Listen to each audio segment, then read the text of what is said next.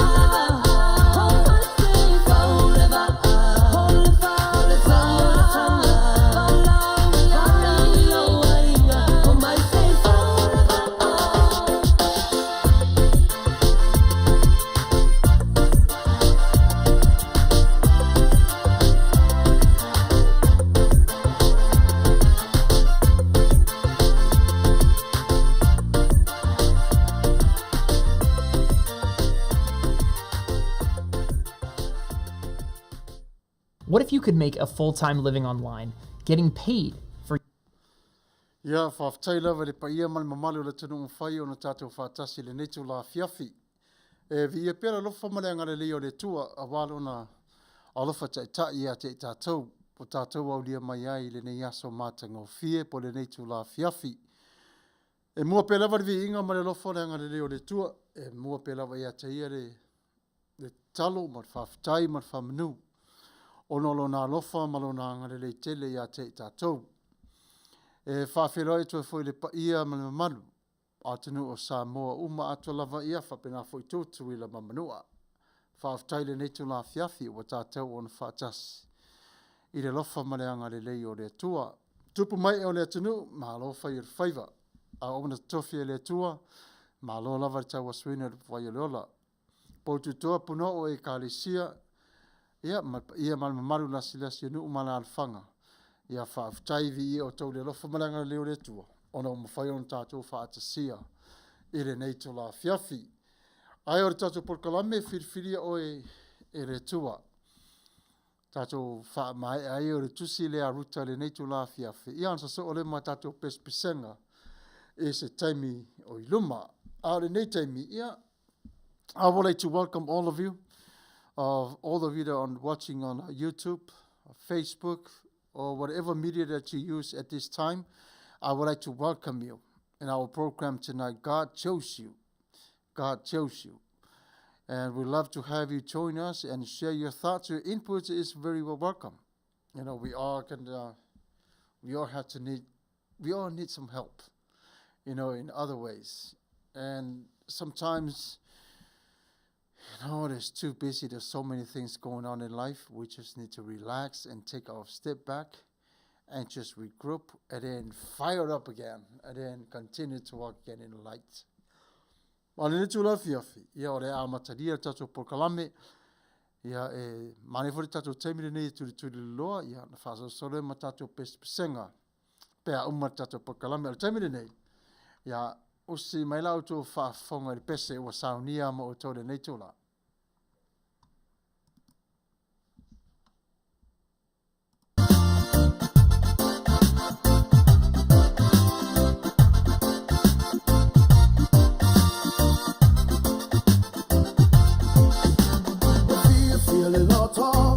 Saula shala, moli mawina le uina ole neko.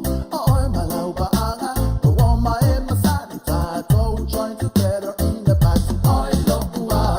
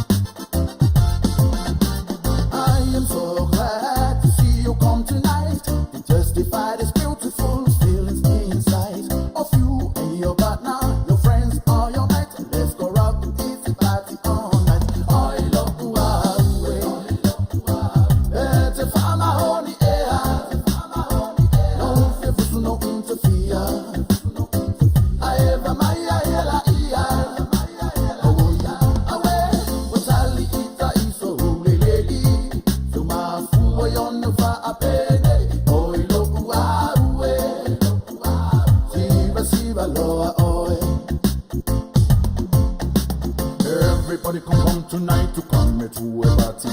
You feel the true reality created by you and me.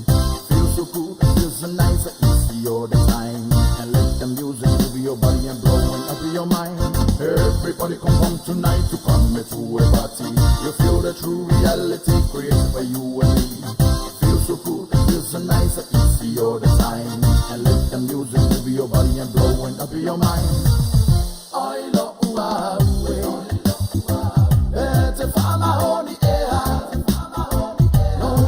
no interfere. I ever my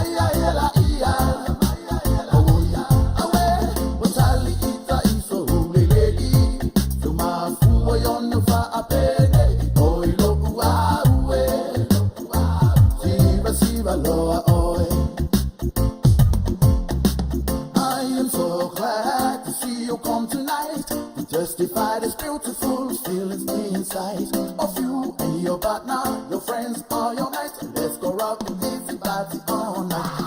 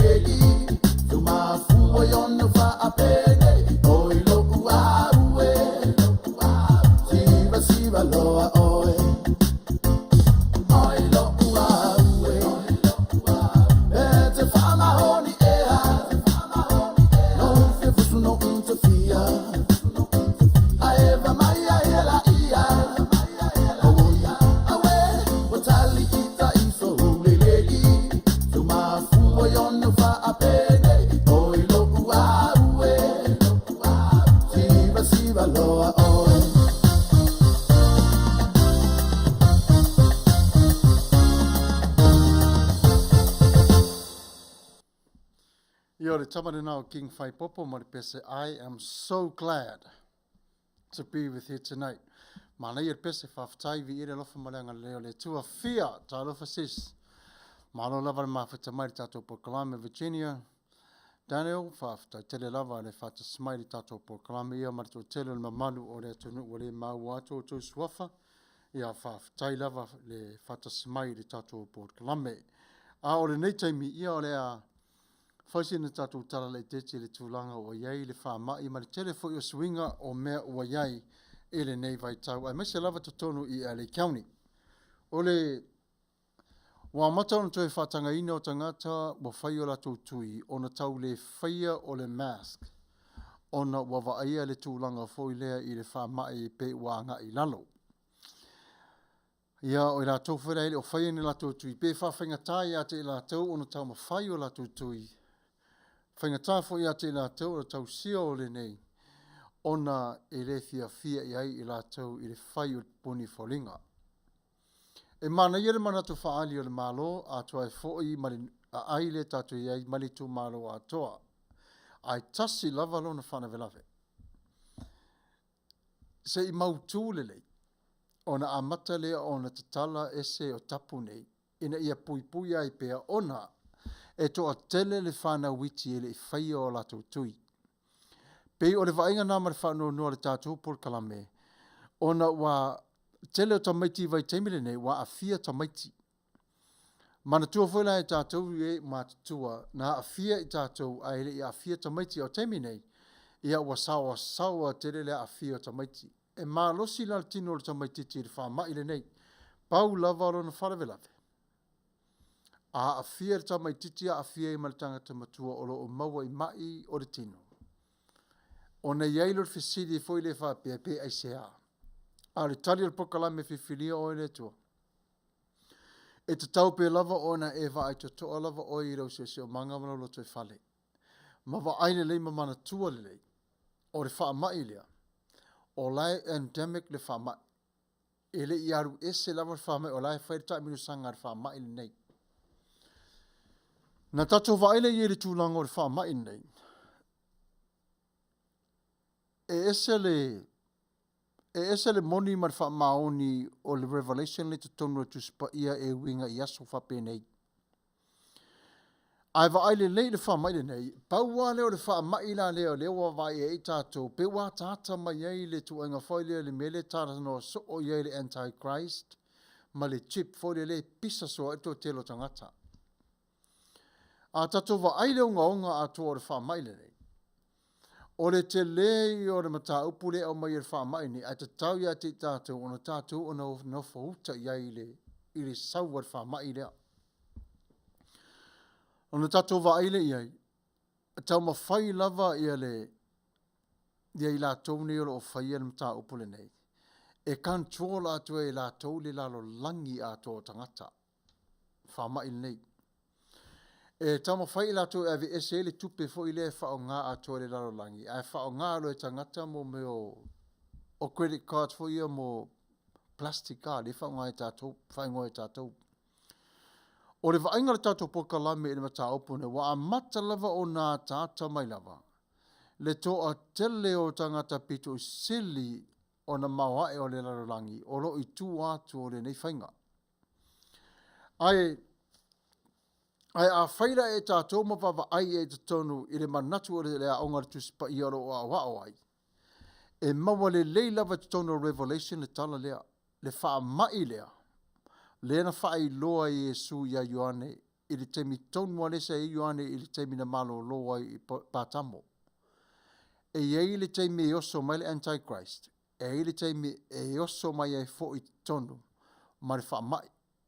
O le wha mai, e a fia i le tō telo tangata. O le wha mai, e polonga e fo i le tō telo tangata. Tato wawa ai le leila i e le saua le, ale wha mai le, e to tonu lava le pepeko application a toa le tala lea i le wha mai lea. E ese le wha mai o le o le tua na ia maua i le tangata o le mele lei. Ai ese le wha mai e whai e tangata o le polonga i le tō tele. Tō a tele i o kirisiano e mara malama i le tala le na. O le tō tele ia. Ai sea, ona laua whailoa umalawa tangata kirisiano i te tonu. I le lato whai tau mana sa ili iai i mata upu whape nei. O le mata upu la tala noa tuai le taimire nei.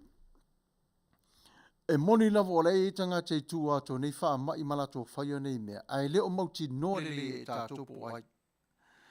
Le saunga le wha ma i le tuai siasi le tātou po kalame. A to ai e tātou i le au mai o le wha mai ne pe sau fwere wha sau pe se nganu sau al tama mo mai le vaenga muri mai le vaenga sau le vaenga muri mai le vaenga ai au ngare tatu tala no ia e toi a o ina i tato e fa pe fea ona tatu no nofo fa tasi maola mare nei fa mai e fa pe fea ona tatu no nofo fa tasi maola i nei fa mai ona yailo le manatu fori ati tatu e afo o le ase tātou puipuinga whare tangata e whai lava i ate i tātou i le tupu mai o le whamai. E eri whesiri le whesiri, eri CDC, tau telo tangata i tono le CDC, pā tātou one i lunga le e vava ai eri whesiri le iai. E whape whea o na puipuia mai le uola, mai te tonu o le nei whamai. E whape whea. E tau mawhai le i tātou e tau mawhai e whama māpea lavo tātou lima. Whama mao tatu tino. Tamo whai fwele awa le whatamala fwele a oi le public awa so ona tango atu lea mea, malea mea, a ia ave pēla sanitizer le tangata ia e whama mai. O whale oti. E moni lava o lewa mata on tatala. Ai o toe tā pena pe iei whale oti. O nei e le teimi toe a fia i le tō telo tangata i le whama i nei. E le teimi toe a fia i. O le tūranga le ima tōru ngā i le whale oti le nei. A o yaso ni o weekend. E alu male a toa. E alu male a toa le sau o le tangata oti. Ai whate tele ina lava i le teimi le weekend e le teo e mātou tino e mare liu. O le whainga tā i o le mata upu. A vavai fore I mātou I whono ia whai ma CDC, ma rātou I o atu o le whaamai e au au ina I mātou. E tara no sa o atangata nei, tara no sa o lava. O na orfo mātou le tu tonu ele I maua lava pe wha pe whea ia ingore nei whaamai. Ele I maua lava. E moni lava le il vaccine fore le tau wha mā mai ai. A tatou vai le lava ia. E te tau o na tatou ola o awina whaatasi ma le whaamai le nei. O le whautuanga la I la tolo soifua malolo ina. Tau si pe lava lo soifua. Tau si pe lava. Ai o le la tau ia na avi ese mai lava le puni fōringa. O le la tau ia na avi ese mai ina ia. A mata on te tala le lau tele ma vava ai I la tau pe mawhai o na tue whaasoa ina le tau fia le tele o mea. Pe li ai. Pe tue tau mawhai fo I tau avi ese mai nisi o me I lalo. Ia maise lava I le ia tono tapu ia e whaonga e tono e Amerika. Lalo langi atoa lava ia. O lai manua lava lau langi atoa. Amerika ia o lai e fifile mu lava le sauel tamai le whaape o waru ese ma tātou taimi nei. Ai nofo mafau ia. Nofo mafau ia wa ai lava le tuse Revelation. I le mata upu nei le whaamai le nei. Va ai lava ia I le sau ar whaamai le sau ai nei. O wa matua I tele lava le, mo tele me va ai e tangata. Mo tele ia me va ai e tangata e winga I le sau ar whaamai le nei. O no le fisili tele le fisili ai, e ese lava le nei whaamai e sau. Ai se furu mali ono na la. Yo e tasi ai se furu mali ono na la. Tato nofo le mata le ia I mea nei. E au ngai au ina I tātou, ia matoe vava ai I tātou le tū langa le ile o langa le o I tātou le lau langi ne, le whaingo fie. O le whainga tai o le mataupoli e nei, le aonga le a mātou le matoi tu malo, o to telo tamaiti aonga, a o tele lavo o nofo I fale. O le pisia o le tamaititi ma nofo I fale. E peila o le napi e whainga tai o na ave ese o le pupuni fōlinga, ai pule avan matua ia. Ona o le whaase silanga mai tono le tu malo. Ai ia mantua. O lele ia ruese, le whaamai lea matatou. So we're still dealing with this pandemic. This pandemic, it becomes the endemic. Endemic la. Le o tiesi tatou wa mio. Le lau pela a maua tonu pela a fulu whaasolo a tō le lau langi. O le whangatana o le mataupu ai tatu saili ili pe ia le tusipa ia. O mea o malava lo tanu le tusipa ia e tutupu. E tutupu lava. E leise mea le tupu. Ona fo e leise mea e fau I lalo le sila whanga le atua. Uailo le lei lava ma sila fia le atua. O aso, o le taimi, e tutupu ai o whaalawe lave I ona tangata. Ia, pela o se vaingara nā le soso watu le tato mata upu le neitu la, ai se I whawhira atu fōri tō telo le tunu mwhaiura mafuta mai, ia whawhitai lava Eric Schuster, ia thank you for tuning in tonight, whawhitai lava fia, o lita mā vainga tala whalau sunga Pastor Fagalilo Samuelu, tuawa Matafeo, maro lava le soifua maua I lawa fionga, Manuia lava le pokalame le nea fiafi, ia whawhitai tele lava ia te ori tua whinia le mafuta mai, ia o tō Manuia le lofa malanga leo le Atua. Suli, vai timu seu fale. Thank you for tuning in. Ia malo makai, Cherie, thank you. Praise the Lord, yes. Thank you so much for tuning in tonight. Ia, o le tato pokalame la, ia, e halu a fo ile e. Tato umalawa na Filifilia le Atua. E halu whaingo fia tato pokalame le netu la fiafi. I le mafa le anga ia titua, ia ai whaso solo whaingo fie. Ina ia lama lele ia I tātou le tūlanga. Leo wa mata on tau avi ese mai ai le talaina o le tele o whale ainga, ia o whare ta alo, ia o ekalesia, ia manisi fo I o vaenga ia sa tau fio fia pia ona o le whaamai le nei. Maltua fo I tātou, le tō tele o ekalesia, e le I talaina lava. E le te tala ina lava. O lai e tapunia pia lava. Mo lo lato wha moi moi. O a fia pea ia le to tele o tangata ile whama ile nei. Ia o le tūlanga fo ila le nā i le tātou pokalame. E whai ngō fia la wale tātou a fiafi. Ia ai tātou sā ili pea i le tua. E au mai e le tua i a te oe le Revelation. E te mata ma e whai tau ai ma e la ngonai me nei o lo tupu. Ai wha le iai i a tātou whai fo ma share mai e mane fo tātou te tala noa mai e vai le nei tūna fiafi. E maria te vanga so true e tupu mea i leo langa o le tangata. Testa i lo tātou whātua tua. Ia moni ma whamaoni. Ia alai whata Dorant. Ia whawhatai le mafuta mai Lakewood, Washington. Thank you for sharing. God bless. Catalina Patau. Mene Manuia le Porkalame. Ia whawhatai tere lava. Lina Lui. Tālo for Pastor Samuelu. Ia lo lava. Ia mata mai Chester Hills o isole. Nei al fata si mai tato Porkalame. Sui futinga. Malo la sunga whawhengainga mo le whasoa. Ia whawhatai tere lava. Enemy Hertz, God is good. Ala whalawa la sunga watching from Otaura, New Zealand. Ia whawhatai mana ia le tato mawhtanga le netu la fiafi. O le lua aso taluai. A tonu ele o toi pose lilo le telo le nei mau whanawe lawe le lalangi. Vai fo le ia Amerika me le tupo le taua. Ia. Tatou te talo pea mo alom whanawa sa mo le tono le taua lea. Ia le ngataina le toa tele o alom whanau o le tunu. Amerika po fia lava le tunu o lo ia lato whanau tonu. Ia wa mata lava o nā lia li maisi a tatu wā mio le pea o le atu wha le tonu. Pea e tautu wha le tonu o le sinatala pupu lava. E pea lava o le a invawa ma le tonu ia le NATO. O le whawhainga tāla le nā o le mata upu lea. Pea o mai te tonu le G7. E whatau no o le mele ia Lucia. Ia ona tele folio le vesi le tātou ai mānei a lava le se e mai Amerika e sau ia e whai atu lana internet. Ai tu ai pēlā tu ia se e whai le nei teimi. Ia na toi oso tu lo tātou se teimi o iluma le teimi le nei. Tau ana awana i wavi oso tātou tonu. Ia o le whautuanga lava ia. Ia e pole lava le presidente ona o ia malang Congress.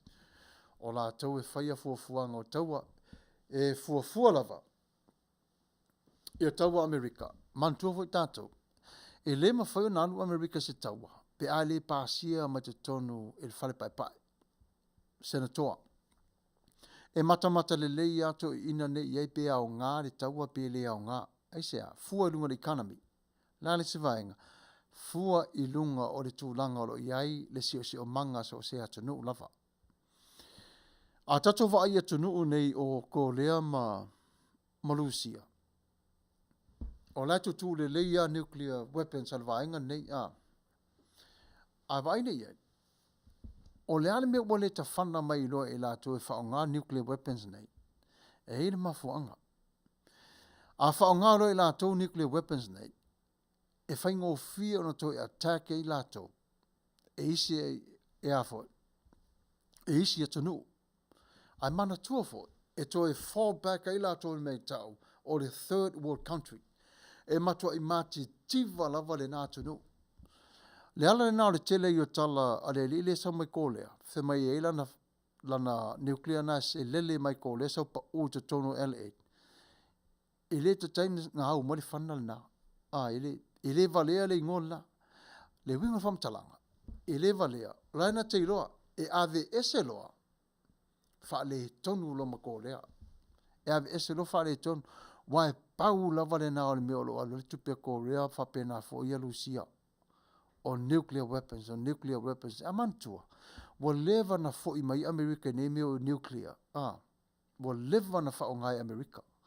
Ai o Amerika e fai lava. E fai lava e afo. E fau, fa fau wari tele o mea tau yaso uma, naso uma lava. E tele mea tau e ave Amerika e pui e Israelu. Ai ana allies e ave Jerusalema, e pui Tel Aviv, e ave la unare tele o mea e pui ai nu o whai lato o singa whengainga. Ia a tato tala no ri tauare nei, ia wārewa ato ri tato teimi. Ai tato mata pe iai, O le i tu la sa fulu maratasi le pō nei le tu la Amerika whaapea e live mai ai le lavi a tātou e live mai Lucia li poti o le tūlanga wai ai le tau nu le tau nu atu le neito pe a whai e so ia le neito tonu o le vaenga lea tasi lewa le whatanunga sa whai e Palestine e Ukraine e whatama ia le awala papa le preacher le sa so o mai ele tau attack mai Lucia e le mafuanga le whaaleanga le awala papa le na awane i vave mai ai le o so whai mai a Lucia le under the ground attack a Lucia ai e mwhaila vai la tau o na tio male attack fo le sau mai lunga ia o le ala na tatu vava ai pe ia i meni o lo tupu tatu eo lava tuspa ia whai tau lava tuspa e tau mai lava e tuspa ia te i tātou ai masi lava le tusi o tani edu pe o le tusi le nao le whengai ngā fau o le pe o le tusi nao le revelation o le whengai tuai tala no a whai tau ni a tani edu e whailo o mamai lava ina le vaenga o le whengai tuai le tāpena ina o le whengai ngā fau ma le va ai e tātou la tātou va ai e tele me tutupu ai e tele o na whaale tonu e tele fo i o na pōpua ngā o lale nai whautua le tātou pokalame ia o mea moni lava o mea le tupu o mea moni lava o mea le tupu e le whaina se le tua e lansi le whanga e a lofa pia le tua ia te tātou o le ana le nā wa whailoa mai e le tua e le tutupu nei mea ina ia o mai a wa lava tā pena iai o le tangata ia o taimile nei te asiasi atu le tātou audience wa whaia mafuta mai le nei tū la ia once NATO step in, it's end of Putin and Ukraine. It's true. Ole whamu moenga le nao le whaatali ai. O le ale taimi o le a tau nuu iei NATO te tonu. Yeah, it's gonna get ugly. E whainga tā i o le mata upuri, e ta tau fo ia Putin i, o na vaai ia, i ta ngata o lona ia atu nuu. Te taunga ai awale whaia i le malosi. Wa le tele lavo le mere nei. E ala na ital ta malo le nei. O le toi fia o mai te tonu o le G7. Wa tau lia foisa G8 le sai ai. Ai ala na tuli ese e Amerika. Le sabe ese e Obama. Talu ila na me vale fo ile alu fana ila alu fale mai o e ita maitim fafine. Le Middle East. Tato vai fo ia na mea e fai. Ele fai lava e whana lava i lalo whane mai. O le ala nā rena ave ese o mai e lena mali lia lo mali nei to le ave ese loa. Le la sa G8 ia le wo mai nei. Ia le la wa G7. Le la wa sau e whai ana a mio ia whapi atu e talia mai e titonu. Ia. Ai longa tu e mai titonu. Ona o whainga tā tele le a mio le. Ai Palestine le a whai ai mana malama le upo le tua. Whai mai le tusi. E ei teime te tupu ai taua, whi wawa ai wheitangai, ia ma whaafi, ta wili i leo langa, ioi.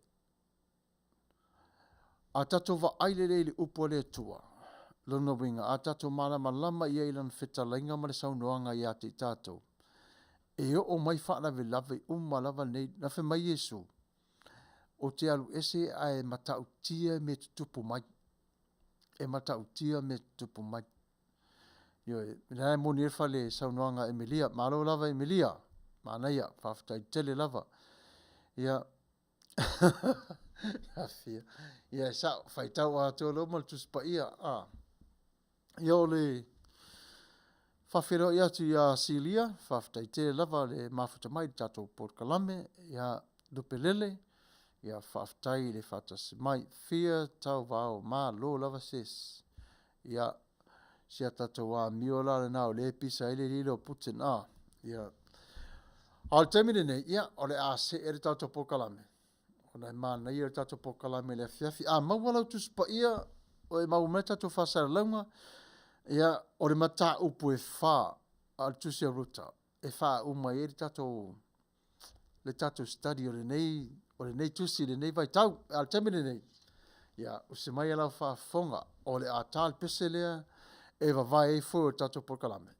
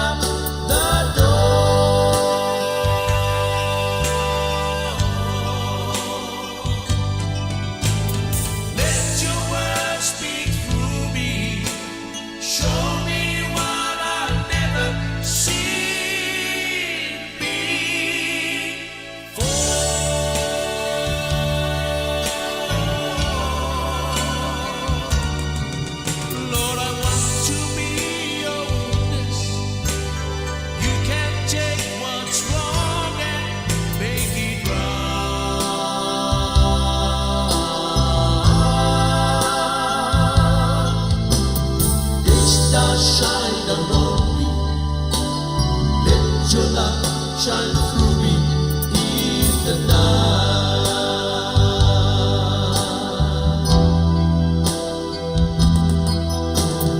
Day star shine down on me. Let your love shine through me in the night.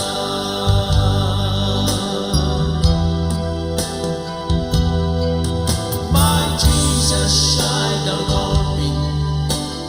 Let your love shine through me in the night.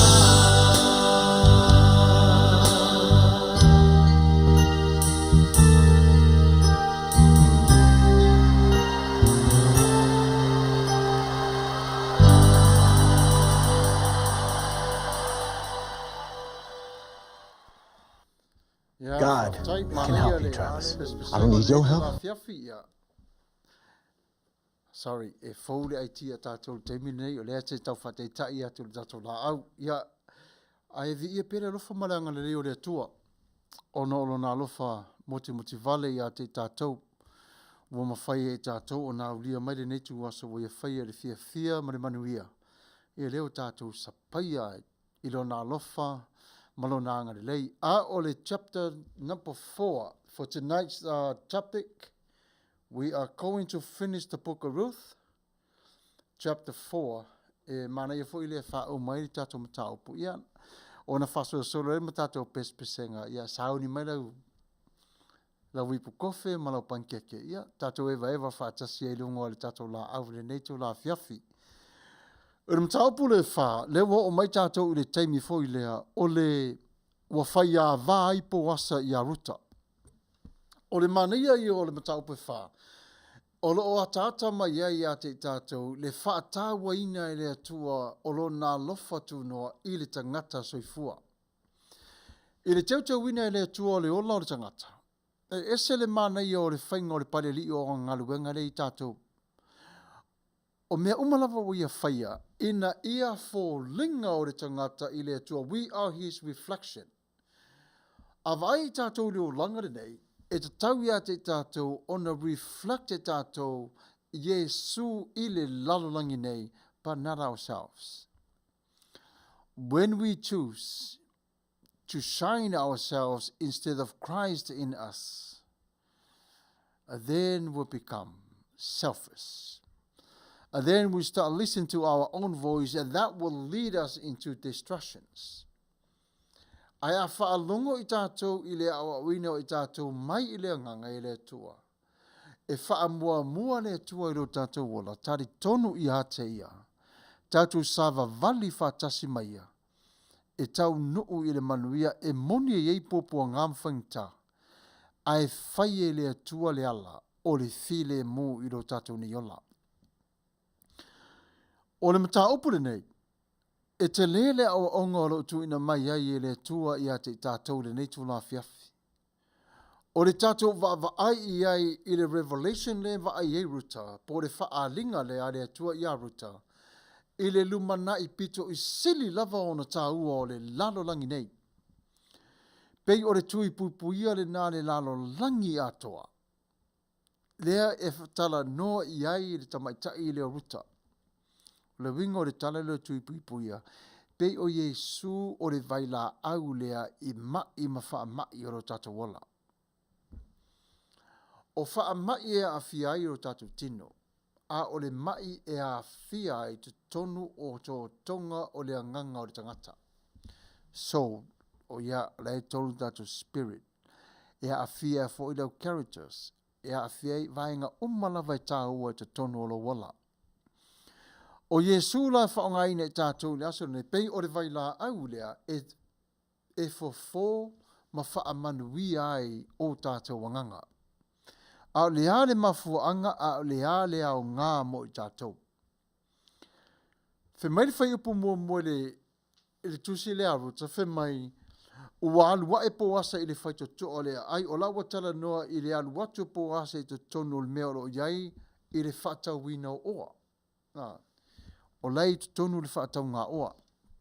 Mai ua nofo ai. Whaauta i re tangata o lo lātou ainga na whai eipo asa e aluane o nā luifole o nā luane leo ia. Ma nofo i ona au tafa. Ai ele mata opolo i ele whai upu ne whaapea, ele whaalawa i tele ina i te tonu o le life application a tātou.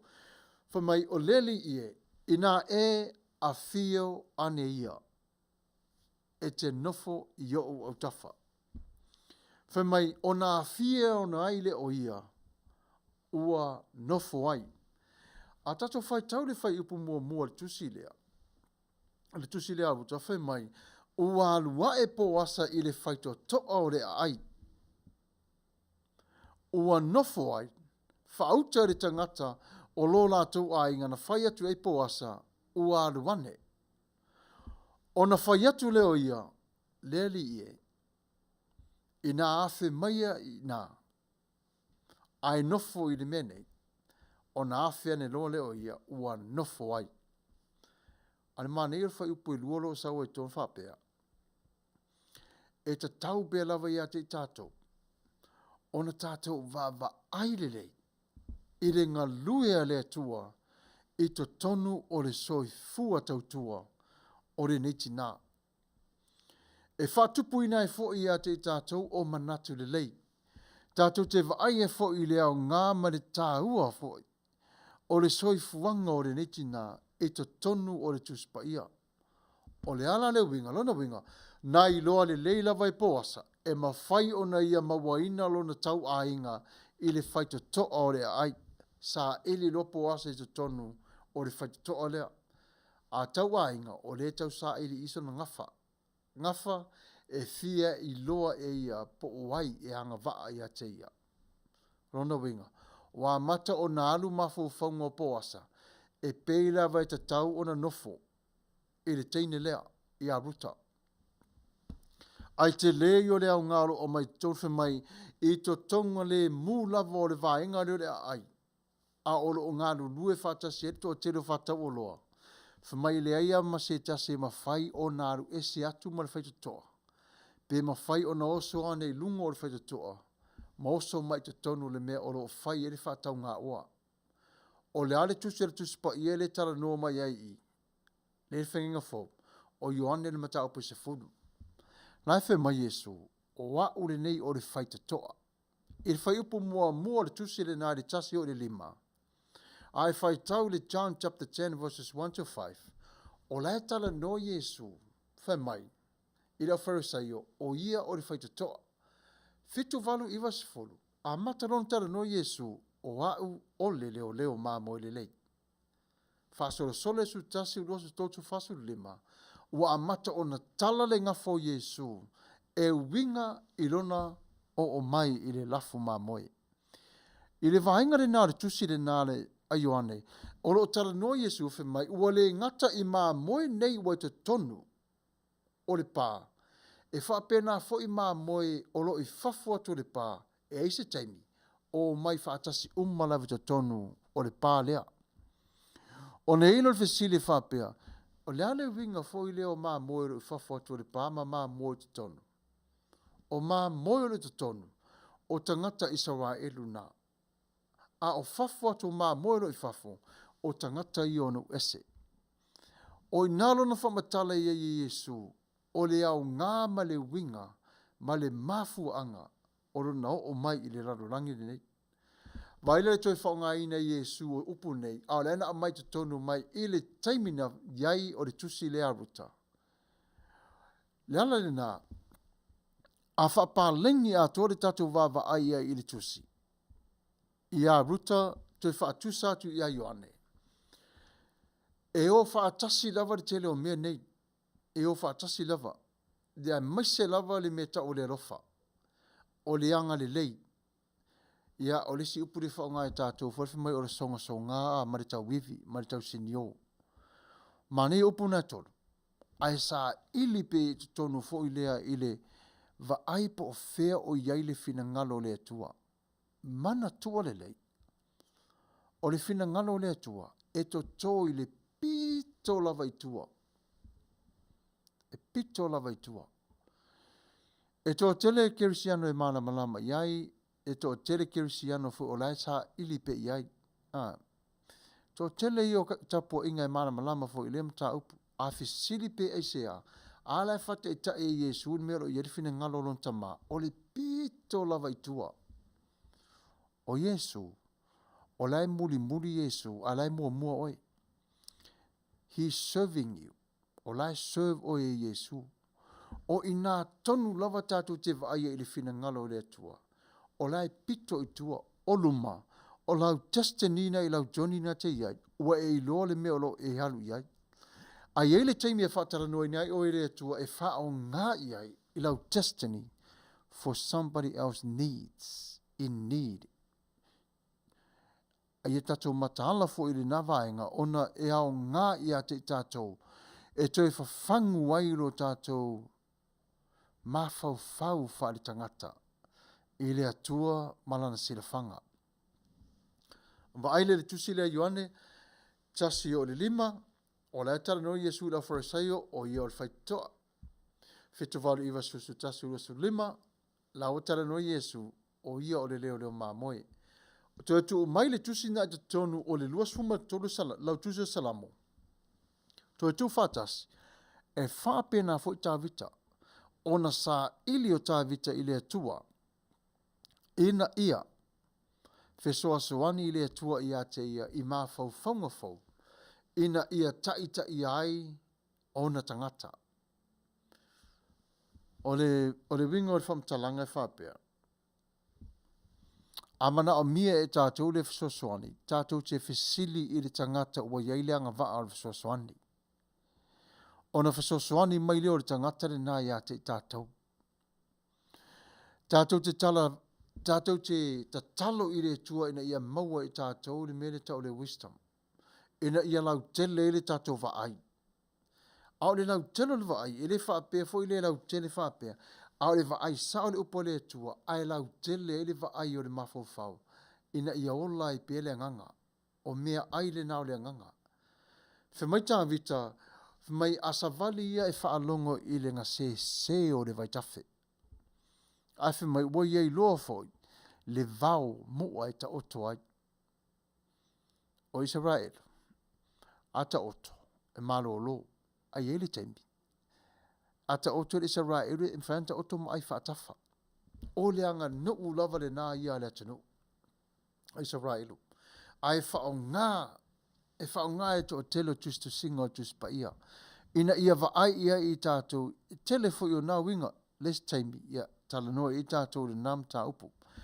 A le taimi le nei o lo talanoa tātou i le tau nuu mai i le whaita toa lea, e ese le tā ua. Tasi lava le whaita toa o le langi ma whaio na i uru whale i wana o Yesu. Pau whale na whaita toa mwhaine e toa uru whafo ai. Na ilo fisili. Whape whean toa uru whafo tangata. E ere tangata fo i lea e Yesu tali Yesu whaoretanga, praise the Lord, ma naia mea umalava. Nao na tupu lava popo ngafe mai le aila. Ma mafa te le Yesu ma. E siripa o toi oso lau lang. E le tau fia lao Yesu matau li. E le mea tau le free will. O le au ngafo le free will na le tua. Ina ia, aru tangata e whawhatoi foi mai, a o laea. E sa o loto lava le tua le tangata manan whiwhilinga. E toi talia e lava le tangata. Papa Laloa Mary Collins talo fai, amen, talo fellow sunga Pastor Samuelu, Matafeo, Manuia de tautua whawhatai tere lava. Tamauli, malo uso. Malo Pastor Fagalilo Samuelu Alopopo tuava Matafeo. Malo mo proklame, ai mai se whaatonu o proklame tole e pa whawhitai sua. Ia, malo lava le whaatasi mai uso.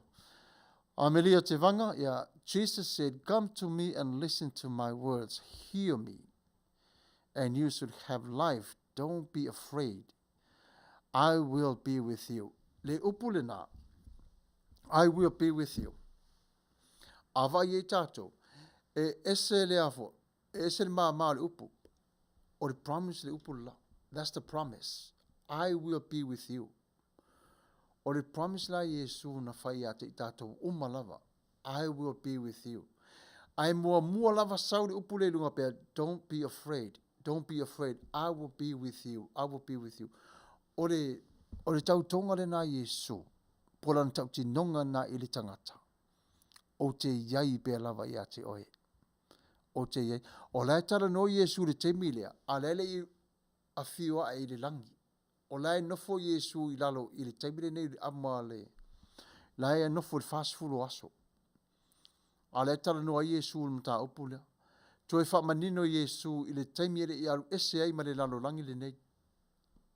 I will be with you. Peace be with you.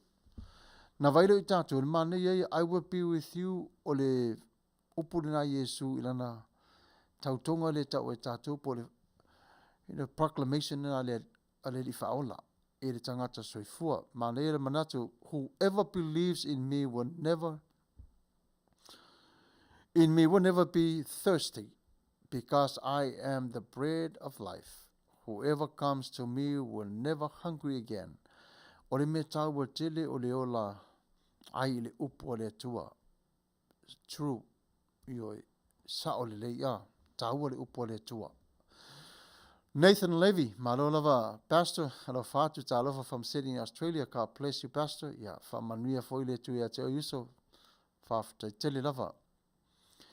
Ya, mana ia manatu, a mai be tato manatu e fa so ma tato pokalame. You know, e au ngā foi le mo i tato le, tato te fa soa iai. Ar fai upu lava le mua le tusi le aru, te ile si whainga na e tāua i le toi whamatala ina a toa le mata upu sisi, le mai. Sa whatutu e le au whatau o loa, o whale o loa fo i le whain tu mau. A tato vai le upu le mo whale le tu mau. Na tato va aile i le matau le taimi fo i le sa whau wai whale o Israel e le tapua e mo whale i e. Whale whitawha. E ile mafu angaleina whai e le tuar whale le nā. Tasi le whale, tasi le amatanga malona no ufa a vaile la to whenga inga. Lua to e si itia le whale to e wha atu lesi la wele ele, to e a mata ai o lesi whenga inga fōua le tua malona no. Osi ngā le whenga inga. O le sawa linga Israel e saumai e kupito i alu ile no ufolfolanga. Le folfolanga le tua. E pa ia mamamalu u malavar sawa linga le nā. E pa ia. Aisea, ona fo la savali ile tua ma avelo no. E fa pena fo ina lo wolanga le tu la fiafile nei. E pa ia mamalu lo wolanga. Ona ore na ua ia Yesu ia te oe, ua ta Yesu ia te oe. Mena le ta oe tātou fo ile o le sanctification.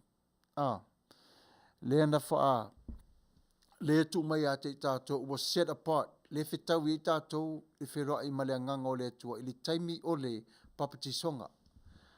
Nā lai whaafowina ma mamalu ai ma pa ia le whatu ma le olo tangata.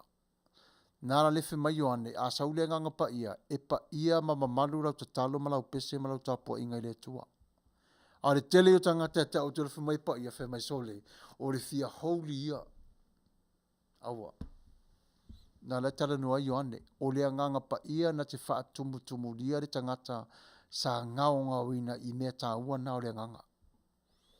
Lale na a tapua i le tangata, e mamalu pa ia ma le tapua inga ona, o lai tapua i le atua, o lai whafsanga i ma le atua i le nganga. Lai pule whatasi ma le atua i le nganga. A e foi taimi o le o langa, matau le tusi o le e le tono tusi pa ia, e ile limo le atua, lai whaapeo, lai matala le limo le atua, e le mawhai o na ngai oi, vanga nai ua e whaapea tu i le atua, talolo a au i au whamanianga, o le vala aungalina, o le vala aulina i le mele ta o le miracles. E le teitei no fo le atua whaise miracles e whaatali le atua ia te tātou po le ase tatu au nangi ia te ia e whai ai. O na ngā lui ai leo le atua put God first. O na ngā lui ai leo le atua e wha mala malama ia te oi. Wha malamanga le atua ina ia mala malama peta li ai le atua ma whatau nu ule mero e mana o ai. Ole se tamo fai se ta fai ngo fie tatu polkalami.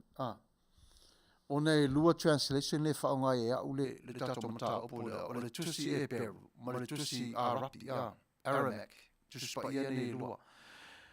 Ona ole e ala tamo fai fo se tau fa nga ngana fa fai ngo fie ai. Ona e leise transcript sa tatu sa moa fa pepi pi o le tusi e pelu ma ngana e pelu. Marikuliti, Bore Greeks.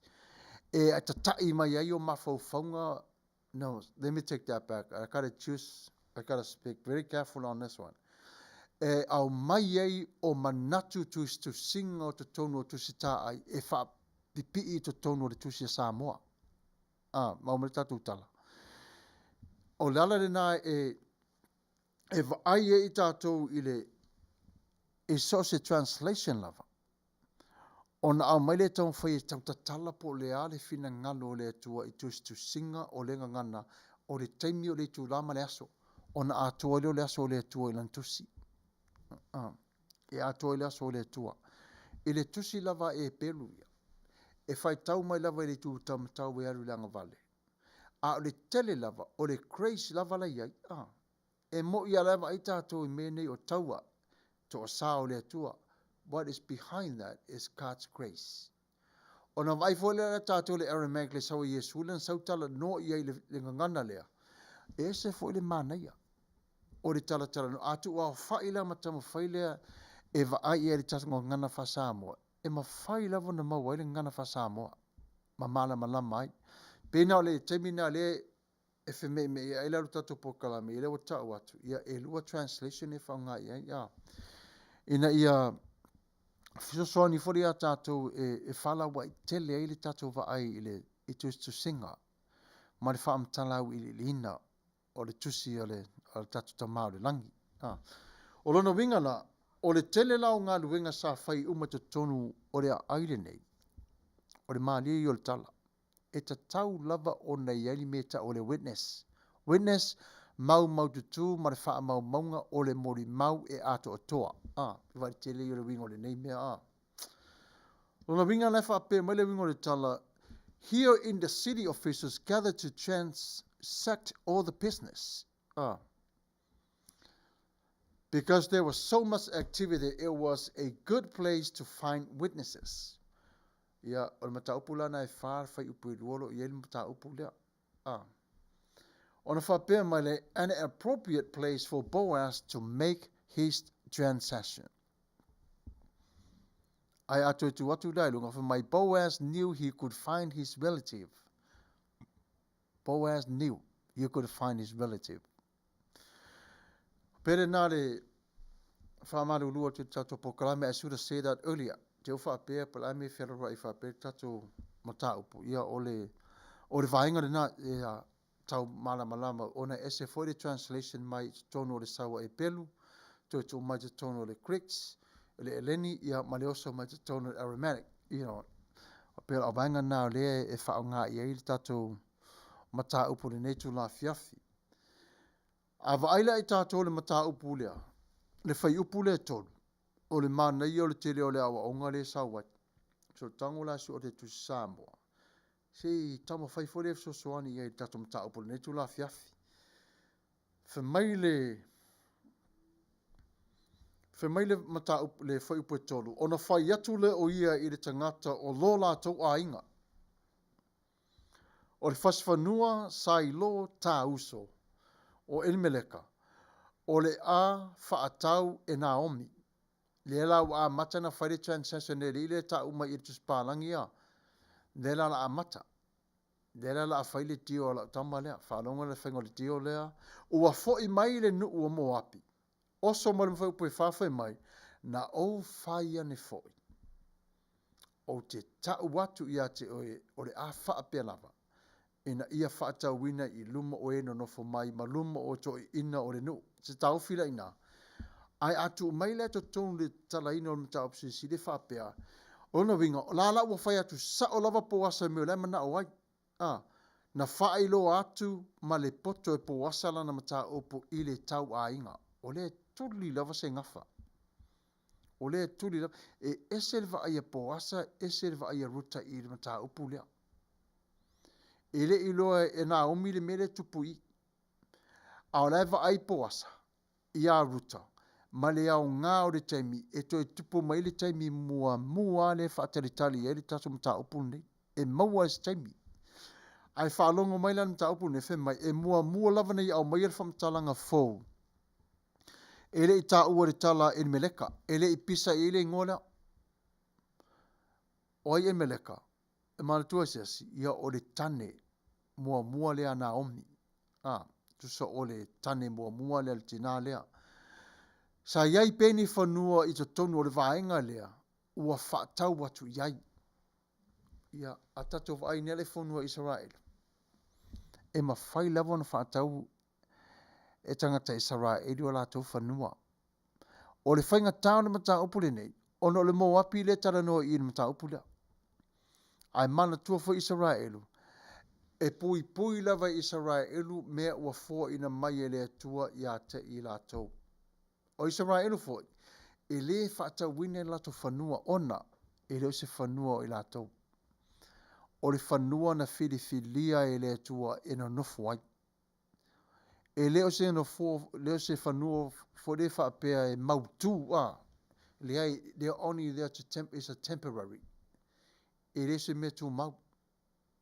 E le se whanua tu mau, whanua le no fo Israelu.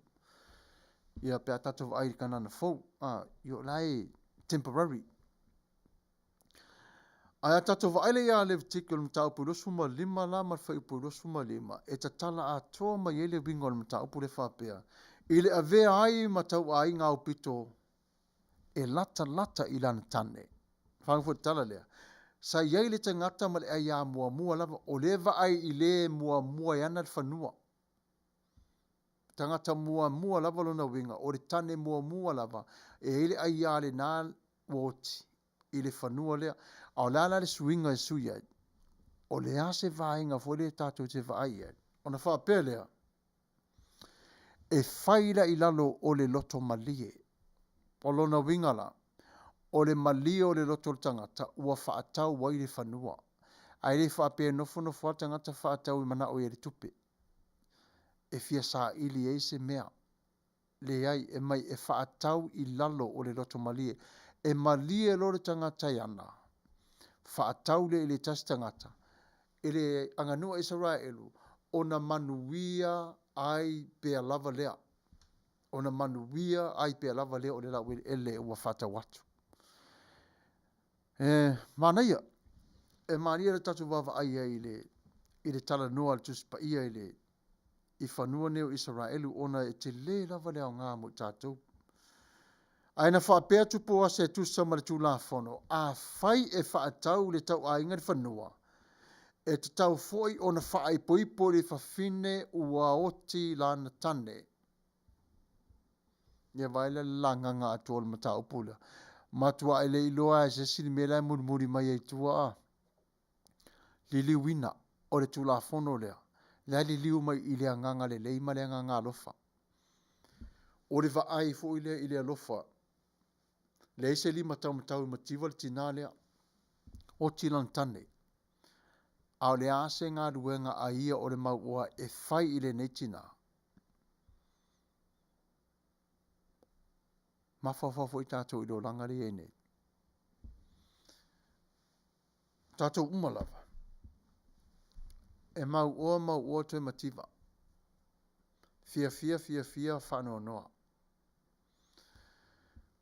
Whesoa inga I o leo langa o le tangata. E maua e tātou le ti ngā male ona male le mau tonu. I mea te tupu mai I leo langa le nei. E tele tau matematenga fori te tono ainga ma whaina solo muri mai o se tasi te tono ainga. Peo na mata upu lea. A whai atara noa ainga ai male lia I le tasi le loto e tu I nātu o le whanua. E whaatau watu se tasi. O lawalu watu I lalo o le whaatau wina male loto malie. Pastor of Fairly chapter Naomi o ye tātou ni. Chapter 4, ia o le vaenga o le tusi muli lava na, o le taupu muli na, sorry. O le tusi lea Ruth le wei tātou. Ia. Ai o le vaenga na I tātou, ona o le tatalaina a toi te tonu, o le life application na o le tangata soifua ia. O ngā te tonu po le center a toa o le o langa o le tangata. O le atua. O le lau ele sili le nā o na tā ua I le tangata. I te tau o na ola ai. Ola mo le atua. e tausi le atua lan tangata. Asa vali fo i le vao Filifilia le vanua le ato le oti. E iai le atua i taimi umalava. E iai le atua i taimi umalava. E tele meo le ulanga le nei le mawhai e tātou na mara malama iai. E iei vaenga e mawhai o na whailoa i le atua, e iei vaenga i le mawhai o na whailoa i le atua. Ai whai maile mata apusi sili a tua vaenga e tolu ino tusi le nei. From all these three translations, they all agree in one thing. Po le a lava le mafuanga ua mawhai ai, o na wha ipo ipo po asa i a ruta, wharonga le tali. O le alu atu la lea, i lalo o le anga malu ma le anga le lei. I le vai lofa. Matau lia fo le mata upu mua le ile fasi fanua fo ile fe mai a halo raku rite ma le seito ngata mai fanua o le yele pini. A o fanua i tala atu. Aua le fai fua tu mo i la tau o le aini a va. Woti o la tu tane. Ina ia whao ngā i la tau e ai maolai. Tausi ai o la tu ainga. So what is in the way for us as we see, what is this verse 3 trying to say to us? So what I think is, Boaz has cleverly presented his case to the relative. O lai tara nua i tangata o lona ainga. Matauri fo refe mai, i le mali li yenga o le ainga tasi le loto. O nga ia po asa nga isa o lona ainga, e mali li lo le ainga. O na tu mai lo le ia i fatau no umele mana o i po asa. O lesi vaenga o le tusi lefe mai, as the nearest relative, this man has the first right to buy the land. O male o maliu le tasi o le matua o le tangata lona lua e sa so o tu iai, lona winga sa so o mai iai fo i male ti te ato le whanua. E whaasol solo mai lava whapena se i tau mai lava i le e wi o te tono a inga. Ai se ame whapena i le whainga le Israelu, awane i pisai, awane fe aina i a ia i loa e le ua ave e le pule ona whaao ngā i le tau e whawhaingo fi ai. Ia, pe ua umi tato po kalame le teimini nei, ai se i tāse tato pese. E wha mararosi tato wivi, ia, maso tato tino, ia, o se mai lau wha fonga le. Pese le nei mai a king whai popo, la tato wharongolonga iei, ia, o se mai lau wha fonga.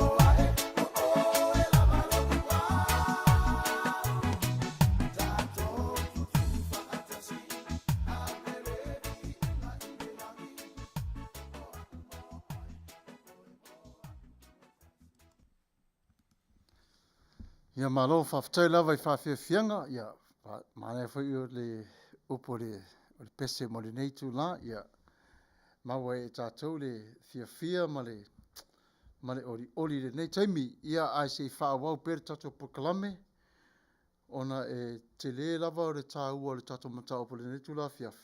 Se I tuli matai atoa ai le tātou vava ai atoa iai I le sau o le momolina mai o le whiau lea mo I tātou le nei tu la whiawhi. Ona iei le tāua lava o lo o muli mai e tua. Tātou te maua ai atoa. Le whina ngalo atoa o le tua I le tama whai mai le moringa mai o le tusi le nei ati tātou. O le si vaenga le tāua le tusi le whai upura le sfuma le lua.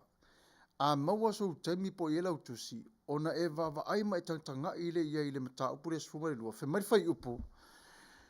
Ia avea foi lou a inga pei o le a inga o wharesa. Na whanau mai e tā mara I a yuta. Nai le whanau e fōa mai e le li a te oe I le nei teine. Mai le mana I o le momoringa mai le momori ai. Le lau a mata o na o mai le loto, ma le mata ngō fi o le mata upu lea. Le lau a mata na tuli mata I mai. O le tuli mata I mai ale I a te tātou. Po o fea le vaenga a toa le olo ta oto ai le fina ngalo le tua I te tono le mata upu lea. Ai ata tala le te tono le life application fori e tātou le mata upu sisili. E te le vaenga fo I le whaapea tātou te mau ai le tūlanga lea o le mai tua a umalava. E a fia mai umalava le taimi o apere amo. E iai umalava I te tono o vaenga ese nei. Sama whai ei la tau ona tau tua ai I lea tua malona whinangalo. Ai le ngata I lea. O le tau tua ina o a inga o whinangalo lea tua. E whai ei o la tau tausi a inga.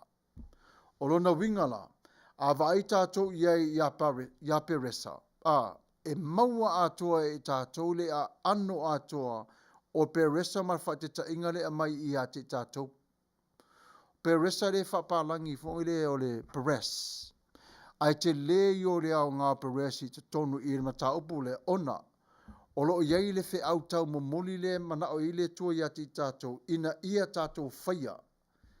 I le ava ma le whaalalo. E le upu le whape te tonu le tusi lea o le leverage. E upu le na a whana o longo fo I tātou. E tātou te fisili po le a le winga. O le upure nei, a le ale au ngā mo I tātou, ina ia mawhai e tātou o na malama lama I le atua, malona whina ngalo I le tau momoli ina, o lona whina ngalo I lea vaenga ma lea vaenga.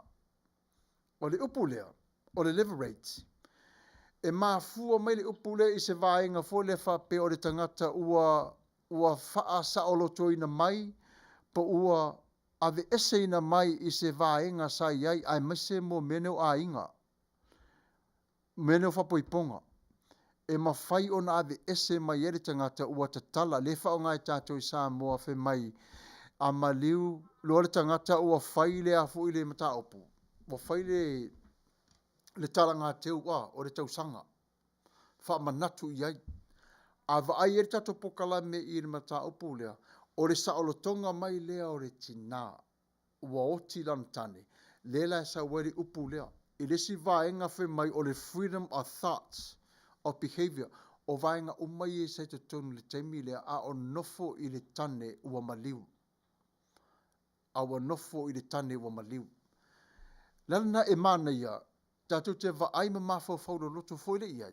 E ao ngā mo I tātou, ina ia tātou vaai ai I le tausia ina mai e le tua o le whapoiponga o le tangata. I le teimi o le te ai le oti. Ma le whina ngalo o le atua ina ia whaaua wina le tausi a inga, po le tau a inga o le tangata ma le tangata. Ai o le mani o le mata opule nei. E toi whawhangu e pēr lava I tātou, I le whina ngalo au tu o le atua, po o whea o iai o lo tātou tausi. I le atua mo lon whina ngalo. E mani e whare manatu o whia, that's painful. E whainga tā. Ti ngā. Ai ei teimi o le tua masani I tātou ona tātou va ai le leila va iai. I le va ai ale tua e tala whea ngai le whae poipo a le tane o lona uso. Le uso o leo maliu lona uso. I le a vā lona uso maliu. E tala whea ngai i le tua. E tala whea ngai fo i tonu i tū manga a Israelu mar whaavaina i le tua o le nei. Whapoiponga a tō mani o uso matua inga whapeo o le oti o le tane a. O lai maua uma mai lava le tusila ke nese le tosu malvalu ke nese. A e whai tau a tō iai. O loo iai a tō oma lava le whaata o toina a tō o le mafutanga nei o whenginga nei. O loo a fia i le suafa o le tua. O Boasa. I le aveai o ia ma leo leo whaola. Peona tā ua le tatou tusili. Ma tau pu mua mua. Sa muri muri i le nei whainga o tau pulpulenga talu ai. I le yaini uso ola a le tane mua mua ruta. O i nana le whainga tain ma tau pulea. E le eise afu. E le eise uso ola o le tane mua mua ruta. O luna winga. O i la le wha le tongu isi a mio lea. Le wha whainga taia i ma tau pulea. Ai ta ngai la whamtalanga na ma tau pue tō le tasi leiva. Na e maua tonua i nafe mai o e na.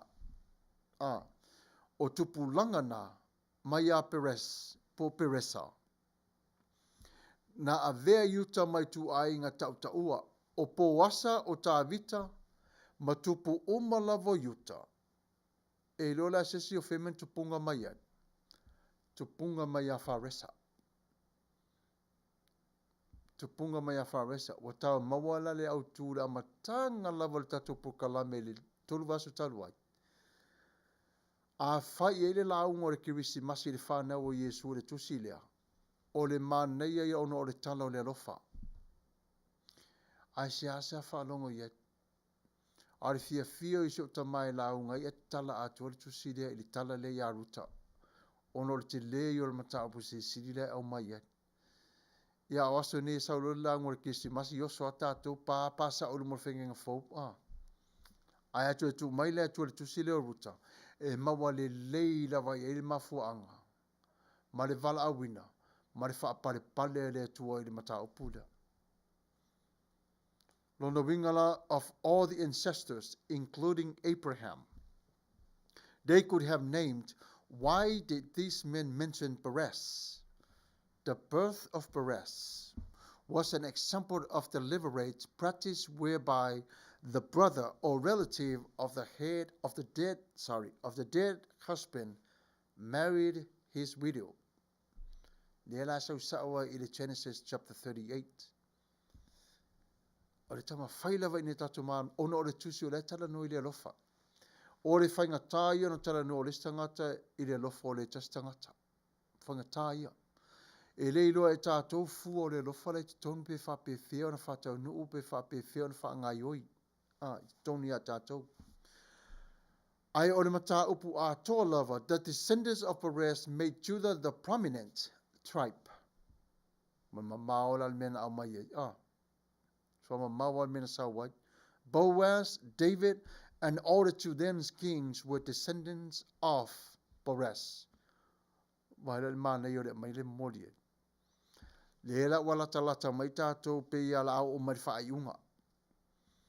Pe ia o le lava i e tātou le mōli whano le awa pe ia o tau nuu sea tātou wa. Oso la tātou nu mele sfuma le lima. Vai fo i le whai upo sfuma le lima na e tau mai elma tā upu le whai mai. E whai o ia i a te oe ma wha malosi o lo wola. Ma tausi i lo loo matua. A wā o le a vālau tama. O le a lofa i a te oe. Ua whanau, ua le lei o ia i a te oe e siri i tane, i tama tane, e toa fitu. Sorry, makau kiari.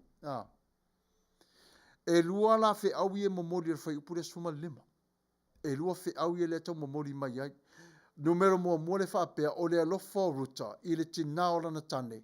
Sa i loa mai loa ai e ai atua i loa o malawa tangata. E loa o malawa tangata le alofa lea e matautia. A whaatino a tole wa aile alofa a tole fe mai le amatanga lava le tusi a ruta se ia o ilei unga sa tu maupea o na le suia lo nanga le lei isi. tu mau pea. Ese le anga le lei. Dele upu foi lea tātou e whai mai sole. E ti ngāri na le whaalongo maili ai anga le lei lava iai. Grace. Grace. Vainga mua mua na whai pa sfuma le lima. A lesi vainga e lua o sfuma le lima. E toa fitu. Le talo vainga toa fitu. Po le toa tele o suli. O tangata umalava e a fia o le ainga. Covenant family o ainga e no nofo i lalo whengainga. I ona taimi whaingata sa whawau pea e whaatua tua pea na omi le atua. E tu salava pea whaingata lato no nofo i suli nei. Ai sa whawau wina pea lava ona o le whaatua tua. La le whaatua tua i le atua ma le system le tau se i lato. La e sau sa o lava le whengainga le atua te tonu on tangata. E whape nā fo i tātou. A tausi e tātou le atua malon whinangalo. Ai mai se lava tātou le tausi e le ngang pa ia o tātou wala ma le li whaola. O lawa ave tātou e tau le tusi wharifa mai o tātou kariota. Lai te e Yesu o la whea e tātou. Nā lawa nofo i tonu, wale tau nofo i whafo. Wa wha mangalo lo tātou wala. Wa sau Yesu nofo i tonu. Ave ese le pefu fo le maripalapala wang sala. Ai nofo i tamana i tonu. Ona whera wa ilo le tangata o lom whea vea. O whera mga ala e alu iai.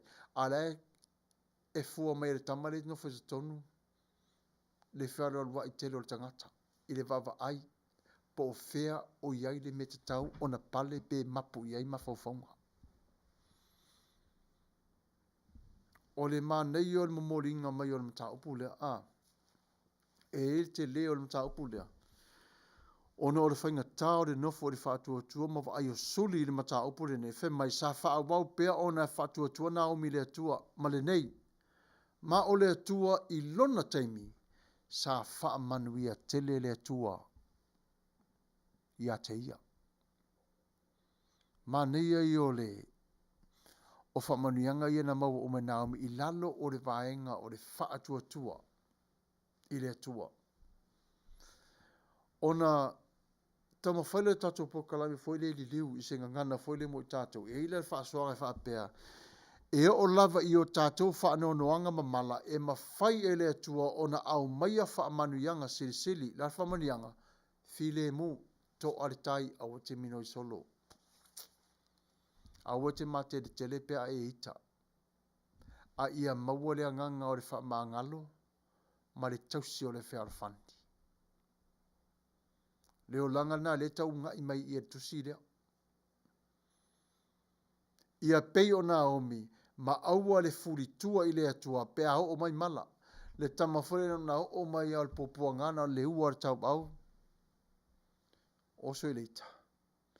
Ai ngalo ai o le tangata ua le lei o na teu i le atuolo so i fuamala wala. I used to live that life. O te li maa fo te tala noa i leo langa sao iai. O le ua lava le tau au, furi Samuelu, e furi lava ma tam tau. Manatu wha asau siri lo lava malosi.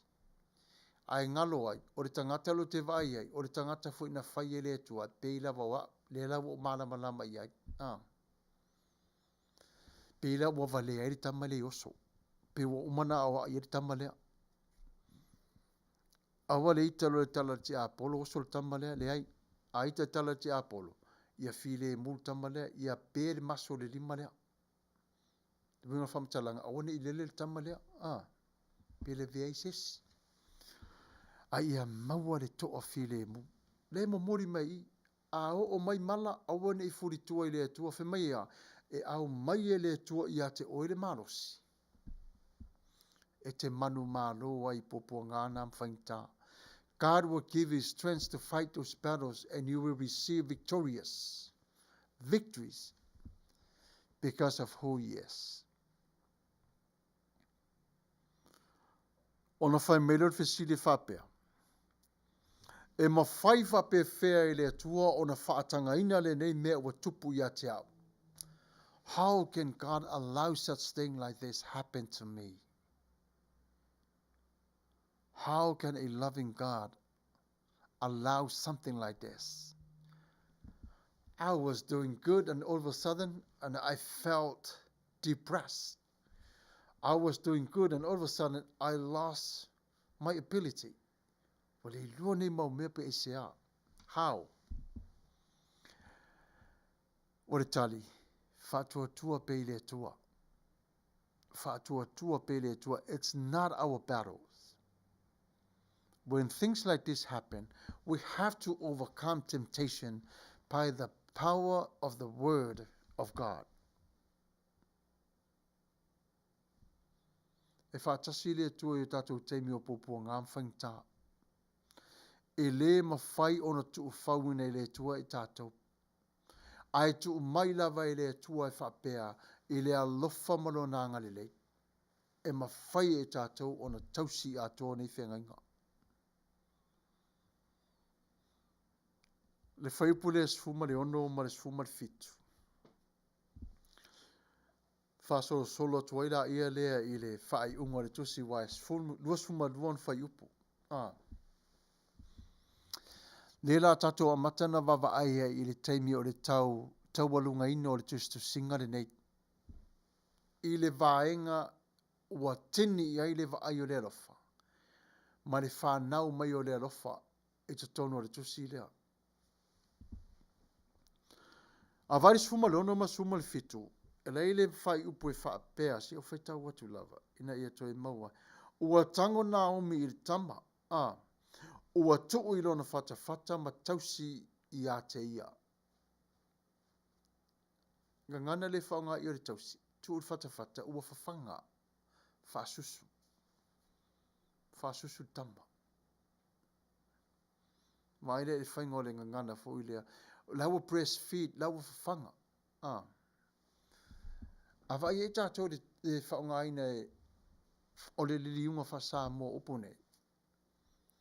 E te tau pe lawan tātou ua pe le ngana whaperitania. E au ngā fo i le toi marama lama whalawa i tele ai.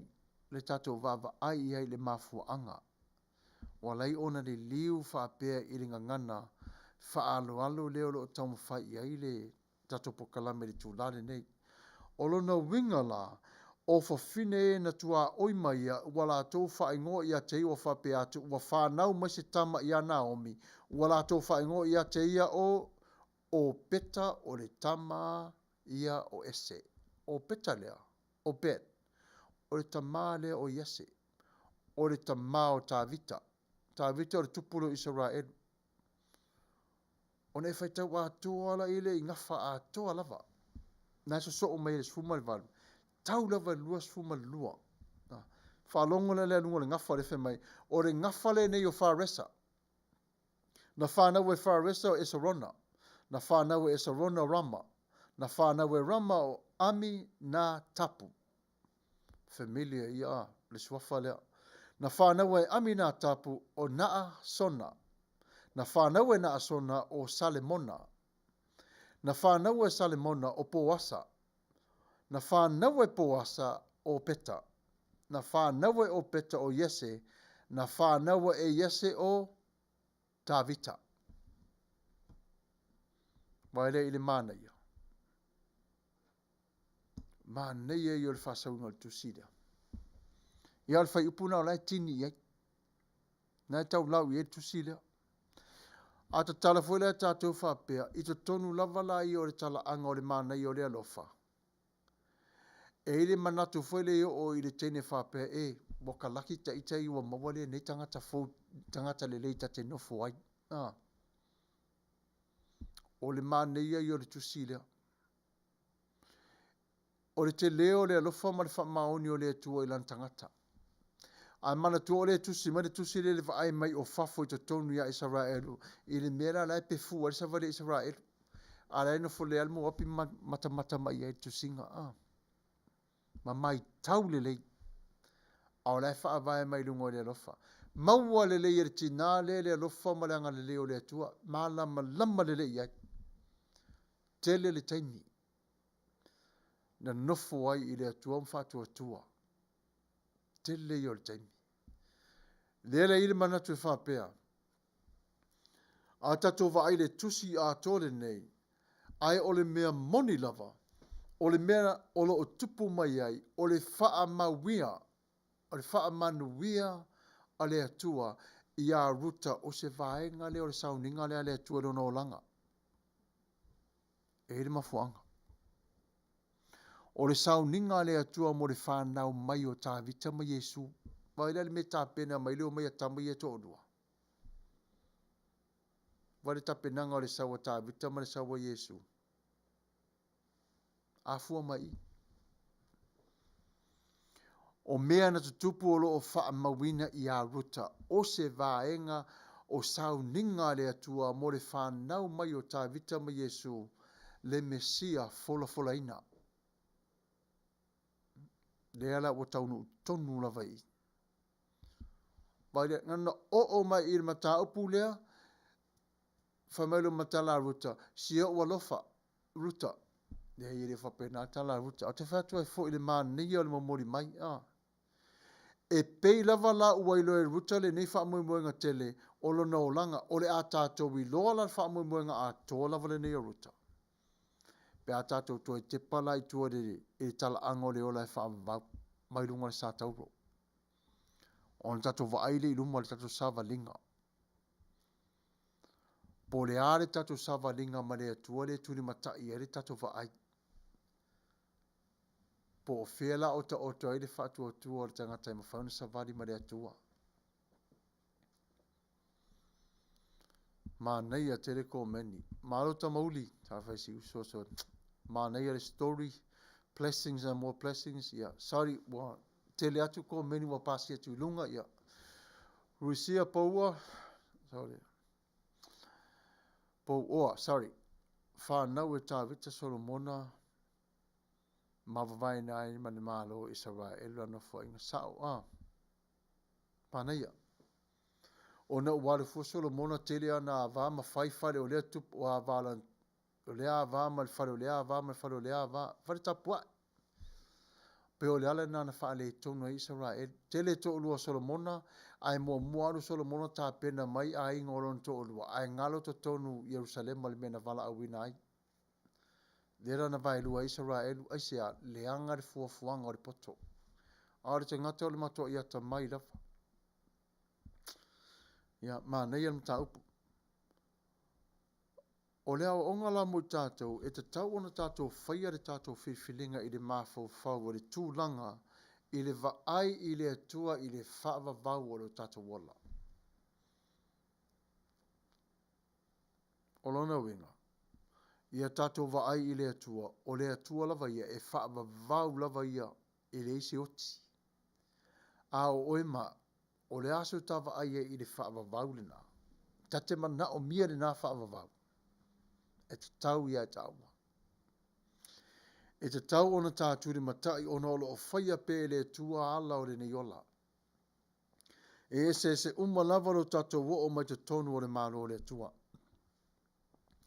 O le stangata ia whare pui pui, o le stangata o le whare mai, o le stangata o le awala, lunga o le waalele, po o whea lava, e tofu lava le tangata ia marana sau i le tua. Ai tala whengai umalava i le tua, ona e mawhai e le tua, ona teu wina le tangata i lo nā lofa malo nanga le lei. Ai ona o le usus tai wha maoni o ruta, sa tā uai lo na o langa, malona tala tu e ui lava e le i mawhai ona wa ai e se taunu unga oma. Ai o le ola wha maoni le atua, ua ia wheilo ai ma le alofa malo nanga le lei. Maua le ia le teia lea. Marilo atua le olanga i siri atu le olanga atua le tangata. O le atua o lo iai. O le tele o vai tau yaso nei. O le toa tele i o wha masino o le lalo langison. Wato titi a wha masino tangata oma. Awa, tu i le atua na te whaia wha masinonga. A wha masino le atua le tangata i ola tangata. A wha masino le tangata. Ya. E lua me o mai ai. o le ola mare oti, ia ai tele lava ina oti, ia.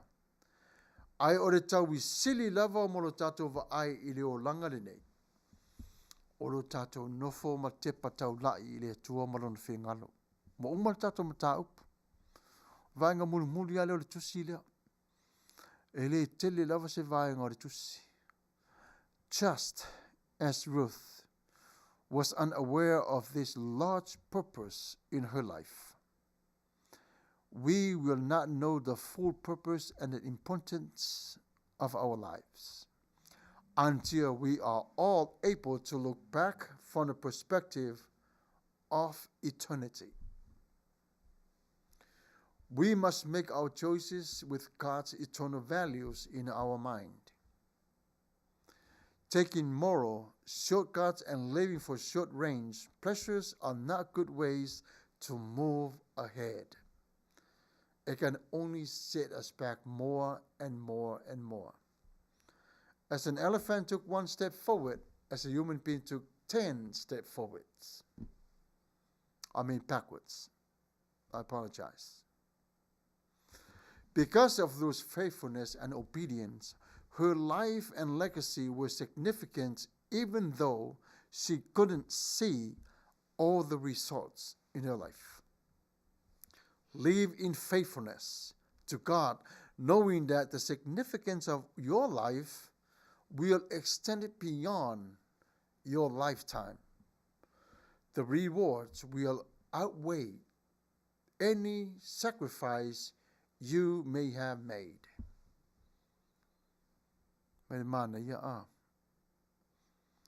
No, I add those notes in there. Whaopopo iai. E whai lea ma o onga mo tātou e au ngā fo i lea tātou toi mana tu natu ma mafo whau iai. Au iei tātou le nei o langa. Whamai whia o le isi le songa o te maua i ngāle. Le rota o le tala o le nono tanga, like empty what's keeping us from. Accepting God once we emptied our troubles out, God will bless us. It's true, when you come to the Lord and you fully surrender and say, this is who I am. I'm giving you my life. I'm all in. God, do what you have to do. Build my life the way that you want. Manuia foli manatu Rusia fe mai o te wha Manuia.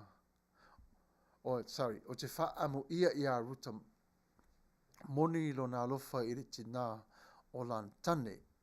Winawa umaliu lan tane ai wa tili ai lo na alofa ia Naomi. Big lessons for me to love my mother-in-law. Exactly. Ai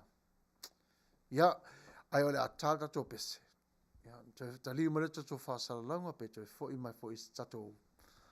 Sinta mai mta upule titi lava. Ia a tolo lua tula. Ia sa ungri maro matato pespesenga ore netu la fiafi.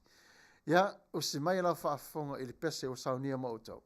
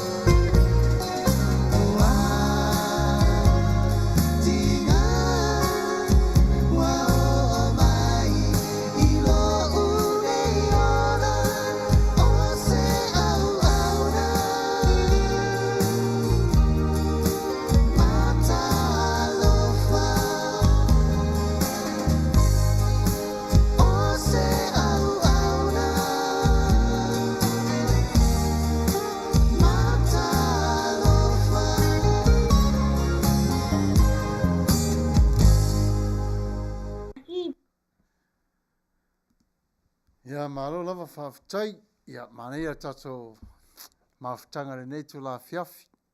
Ia talo sia ua maua mai tātou se mea o ngā mai le nei tusi. Ia maua sau taimi ia toi asiasi iai, toi taratara no iai. E ile ko meni le whapea mai longa o le, which is very true. Mātai o mua. Matthew chapter 1, genealogy of Jesus Christ. O nai ele whai upu e lima, o nalo iai le ia Boaz, nalo o whamatalai o Peta, ia o tina ia Ruta, ia o Jesse, ia nai lo whana wai nā le tupu o Israelu, ia tamo tā vita. Ai Manuia la le tula fiafine le tatu tala noa, ia veren wha amalo si au, mo i tātou. Ia ole mai, se fautuanga fu, there's fautuanga, as encouragement, mo tātou.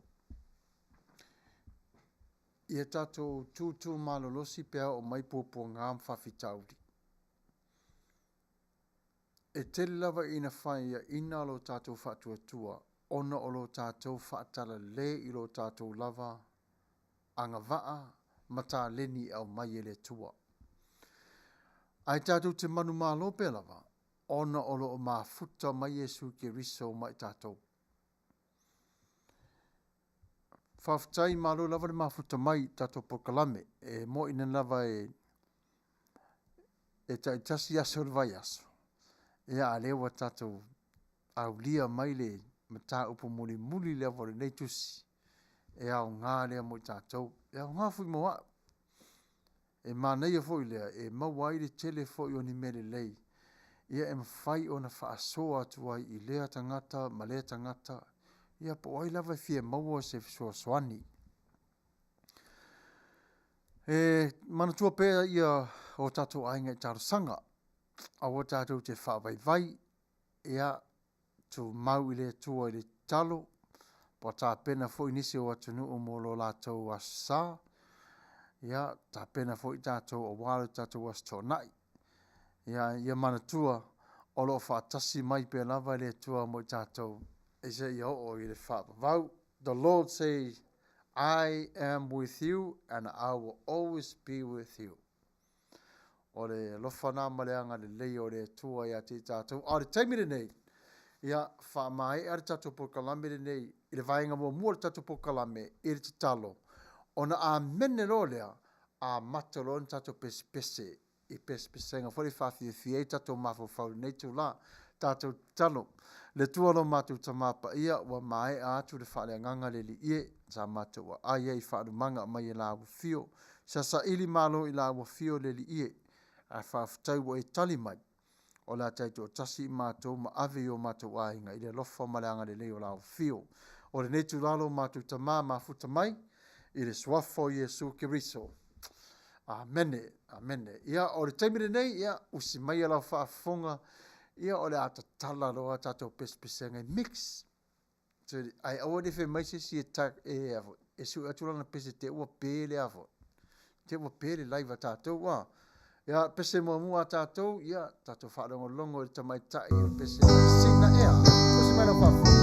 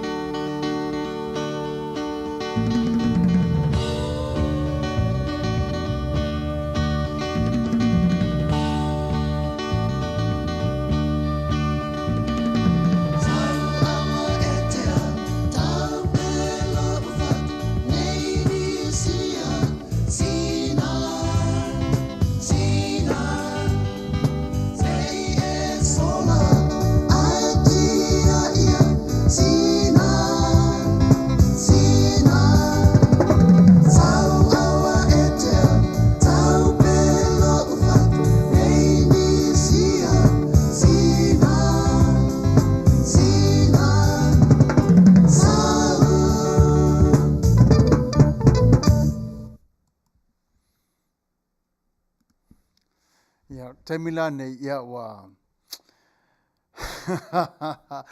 la amatero tato fa fianga o le tu la fiafi. Ia temine ia la tata tu pese. Ona ia o ngā tato mafutanga le fiafi. Aru fa tasi lava ia fa marusi o le nganga ia ranga tele. Ia fa aru atua e fo mal tato tino. O le manai o pokalame lea ono lea e ngata mātou na o whaitau ai. O le tau o pokalame o lea wiri ili le loto o le mta upu. O le afionga le tua se ilonga e tofu i le loto.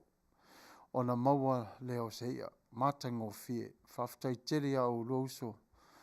O ta uso atu o lua le pokalame. Wha Manuia atu lea tua maua lo lua malosi. A waso na vi inga lo Fatu Brothers. Uso ma lo lava. Whaftai mo upu wha malosi au. Ia wha Manuia to fo i lea tua. Ia te uso ma le ainga atoa. Ia whaftai tele lava le whatasi mai. Ia temire nei. Ia no saumari ukulele. Ar whalave lave. Pei au tele fia kau kulele. Lasole nei ia. Pela mana ia pe lava le tātao tato musika ia. Ia afia siva tangata ia. Ia siva mai pe ina rona whale ia. Tato eva ia usi lesi tato peselea. O le matua mana ia al pesele whalongo. Usi mai alo whalongo. Pua ngā tia le alo wha. Tau katea. Usi mai alo whafonga.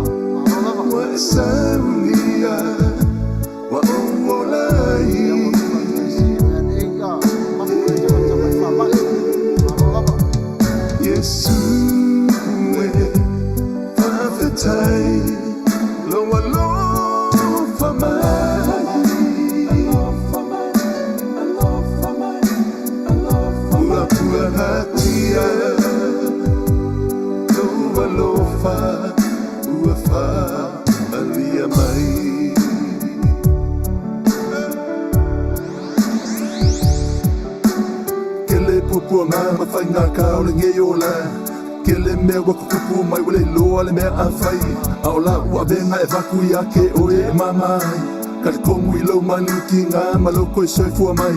Pupunga ki alo fa ile kanaka inga ia olai. Nga maliu wai kolkota, nga kuua ilo ola. Ka alofa ia Yesu, la bea ia umai le polonga. Yesu e tawhetai, lo alofa mai.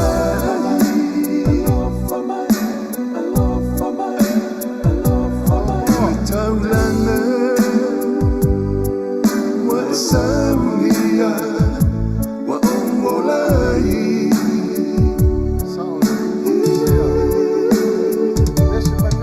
Yesu e tawhetai, lo alofa mai.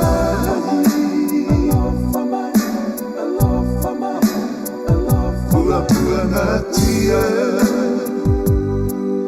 alofa, uafa, alia mai.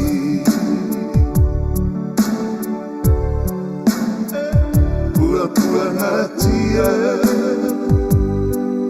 alofa, uafa, alia mai.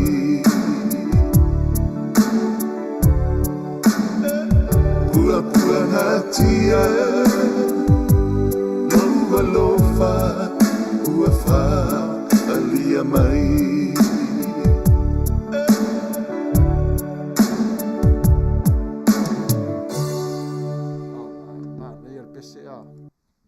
Ia pese na tamo tau katea lang pese fona le fato a lena share mai ia le wa mata on fanga ina tato por kalambe.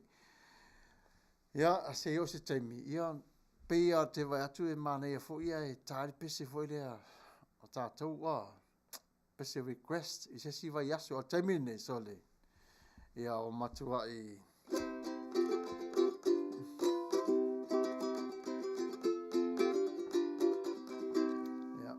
na kile lopo la le pese le la usu mo tatou taimine ia na le o le vaso ele to tango le la aua a si to tatara se pese le tasi mo tamai ta ile Rachel pe o mai na pe o man ia le afo a matan tau le mai li mai tau tai na le la aua ia usi mai na fa fonga le pese le mai a Rachel ma na ia fo ia tatu fa longo ia usi ba fo la fa fonga.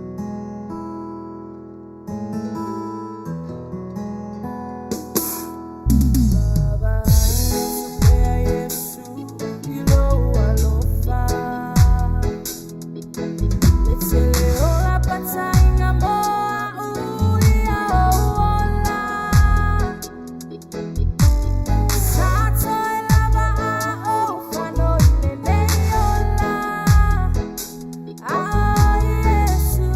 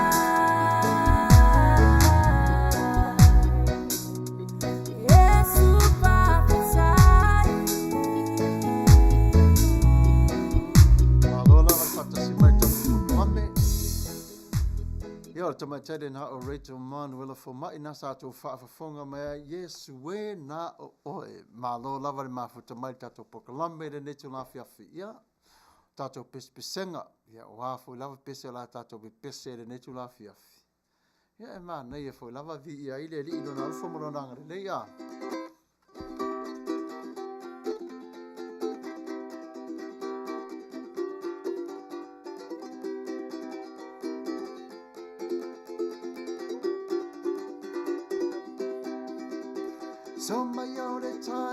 so mai ale tai e le fonga fingota fonga lili e fai mai le lo matu ai le fiai se fai su tam si ai la na soi fua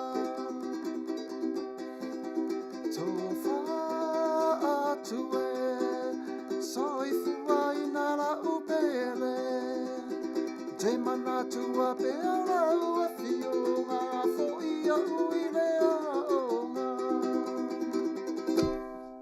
o ma komeso tatu ile umi lava ya se to ya watu le spesiale tas fayam fa va fu imana ia e umi posol yo tai o ngale le sa faina ya o se malo fa fon ha fai o ele la vai de o lava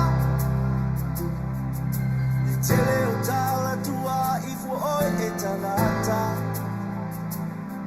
o ele lo pole ale mea Saulo vai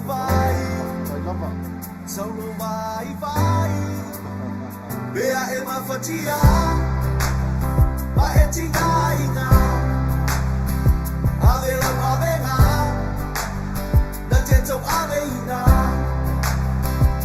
Bea e fia maua Se o lama E te maua i le fia fia Mawana o Yesu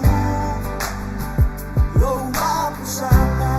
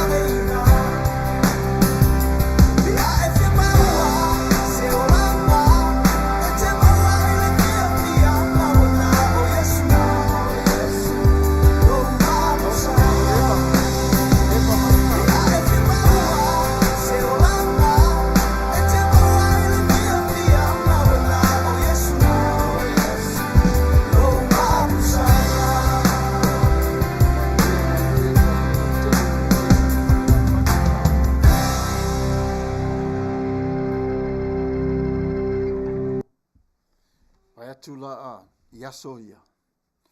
Ia o tano ia le taino nei mea Ma nei amumo le alfo e tafao I vea. Ia lela o toe mafo fao o toe tamale ia. Pea wa taunto e tau faa ila ta leni wa leva ona tanu ta leni ia. Le ala sato pese la usu nesu na fiafi.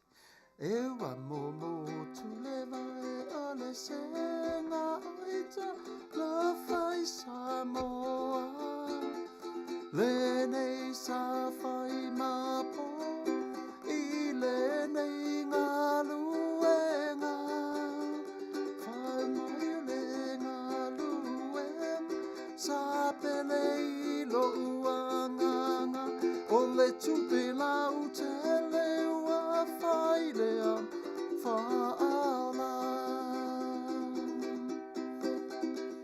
Kiling ia wai te fiasili e tutu saita uana fau ele ali ta ilua vae ta ilua lima tofu ta uana le lau faiva manu o le vave ao tau sani funga o la au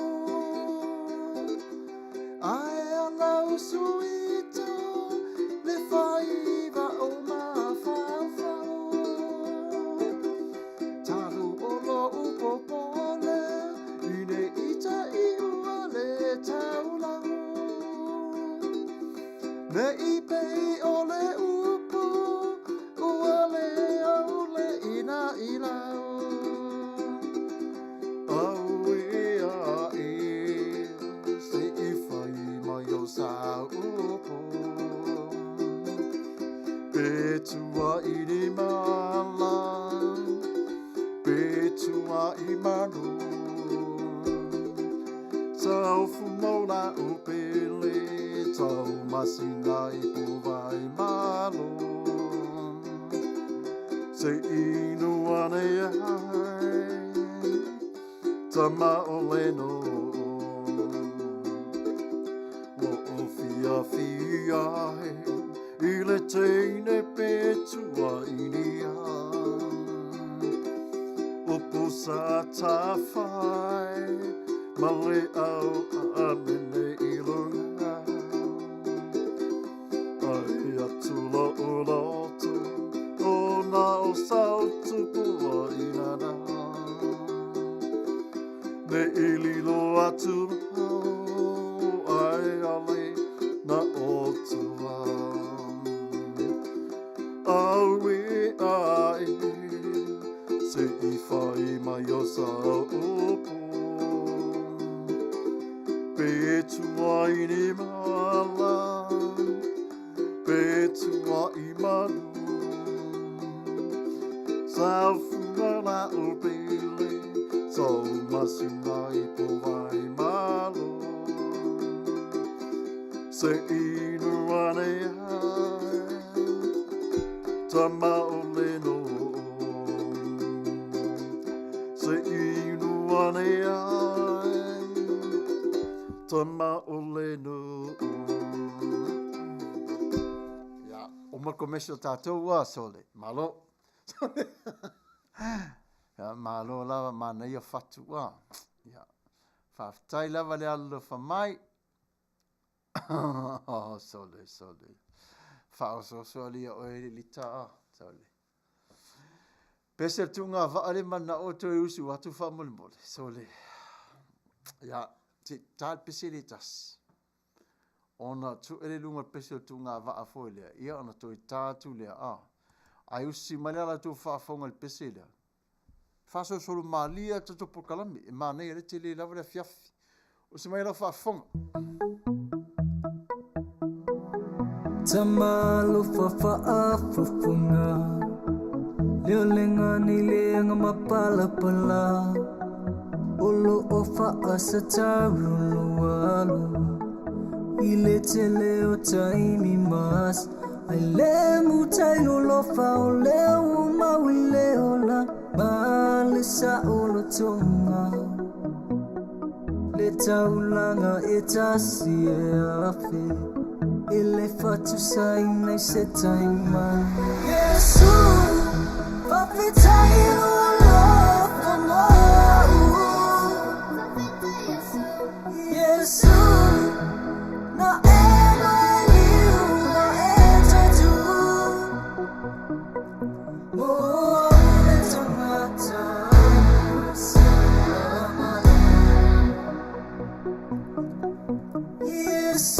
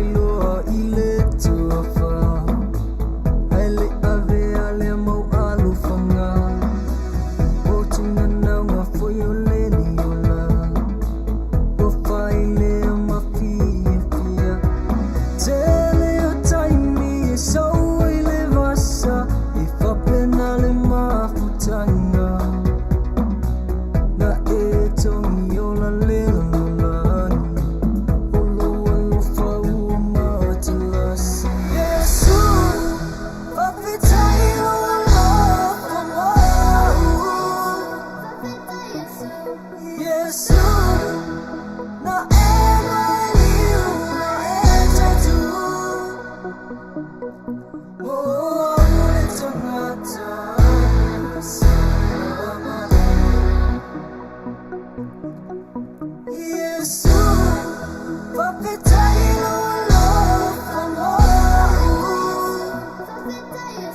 Ona o Yesu e mawe le filemu le ola e whamavau. Ona o Yesu e sa o aia u whamagalau Yesu, Fagalilo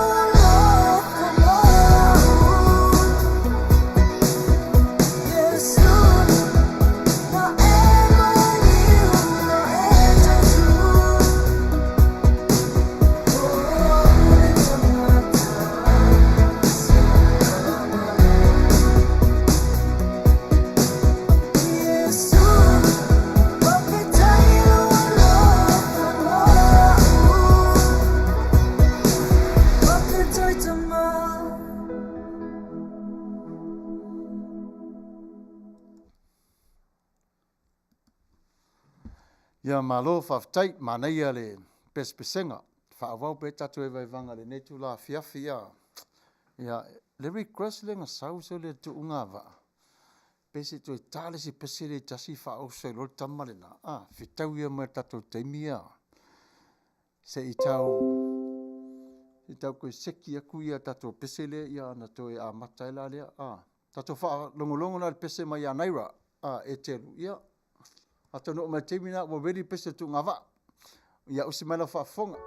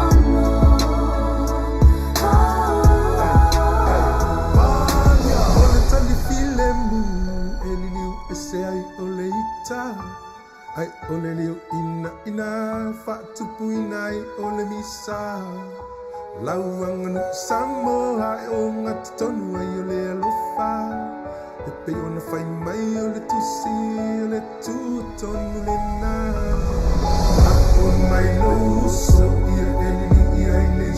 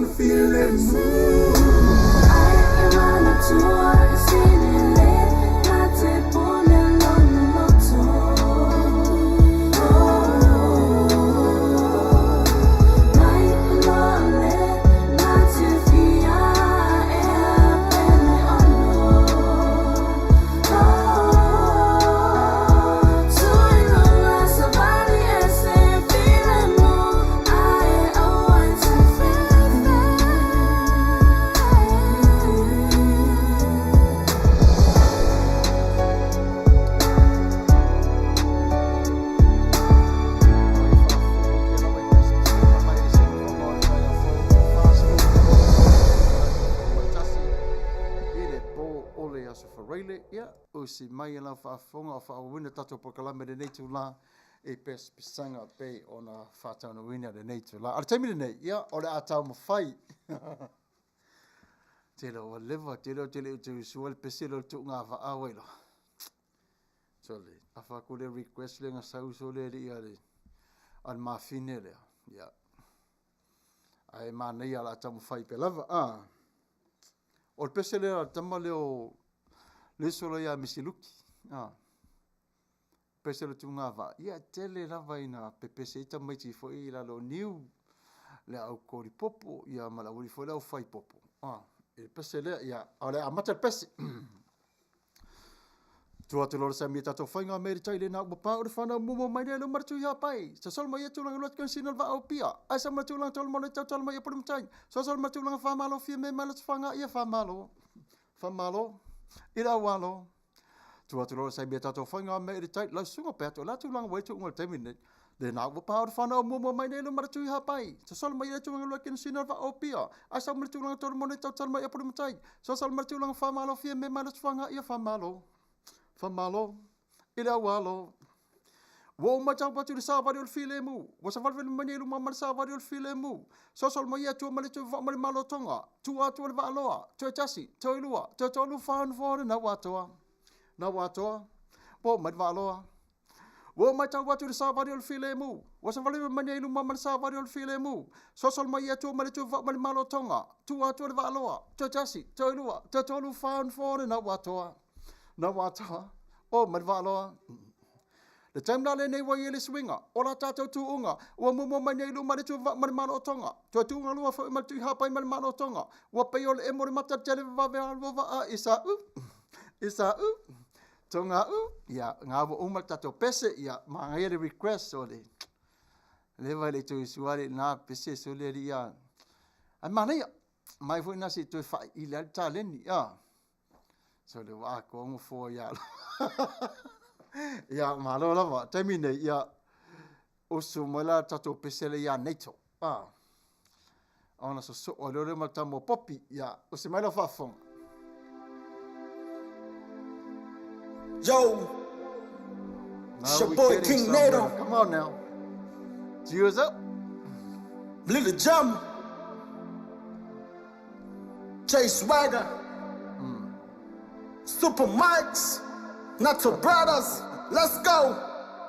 I didn't know we hurt so much without you by my side, but I don't know if you understand the pain I'm carrying inside, cause I miss you every day, every second of my life, and you should know my love for you was never a lie, and everything you told me is true, and you're right, but before you say something, don't wanna hear you say goodbye. Can you please do me a favor, cause I've been waiting for so long, and all I want for you is to listen to this song. La belle taofi, e sa o e ua ole fa maoni.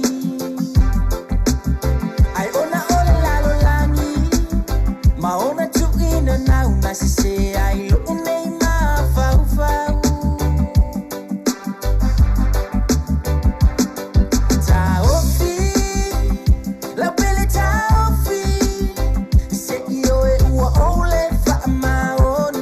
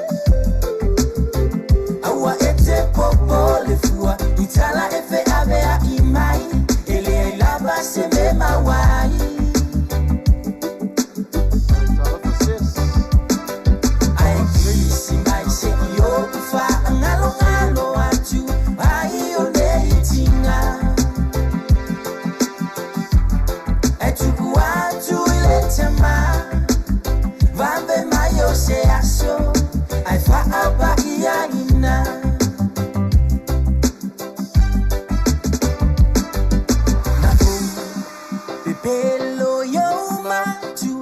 till it if your man is you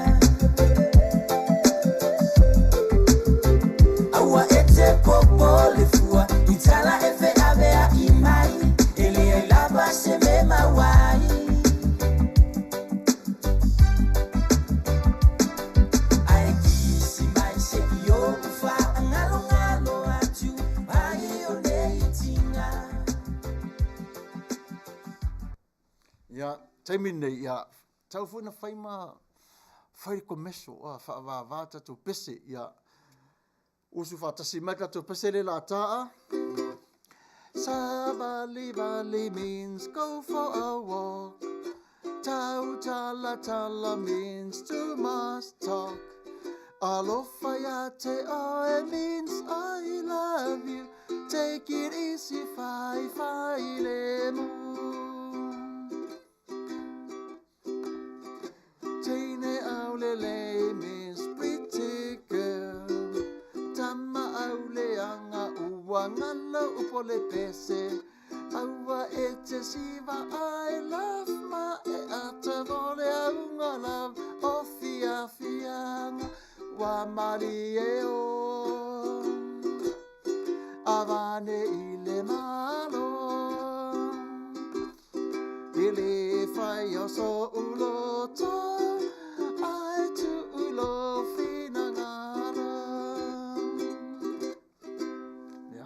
Pese mo ka ko ngare ka ilua pese ya ko ta mele pese ya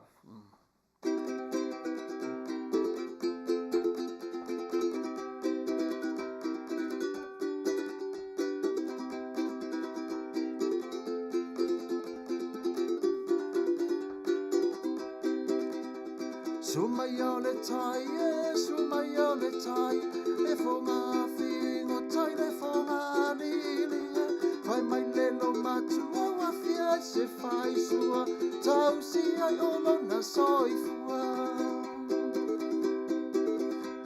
Ilingi awai te fia si e tutu sata Ua na fai ele ali Ta iru o mai, ta iru alima E ta futa ua male lau fai ma Manu o le mavea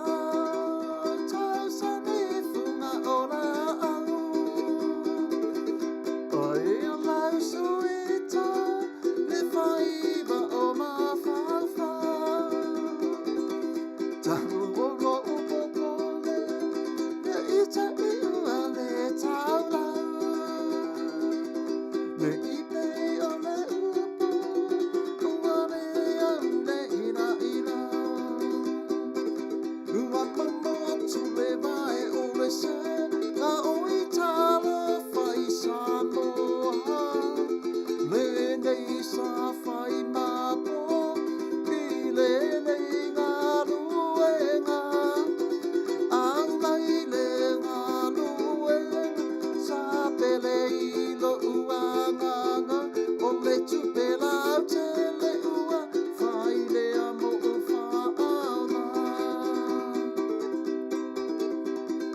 singa maluma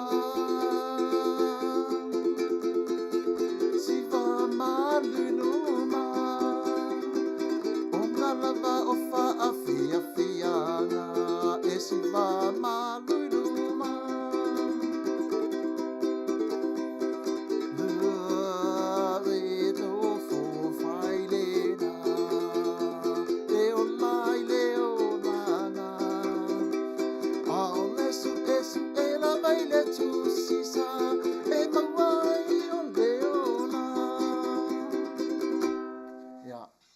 Fasing koma.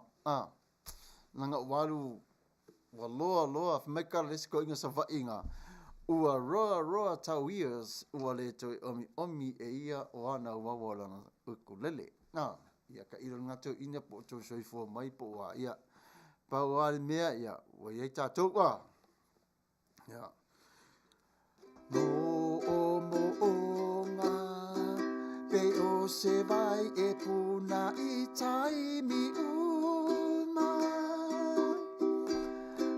O ma fau ngā ia ma futa ma o e funga. Ia. So ia ko kau whao so si opsi so le ki o whai a koko le aro lo whari ia. Ia. Koe kasi a se pesere kasi. Umoro. Koe ki maro matako la aua.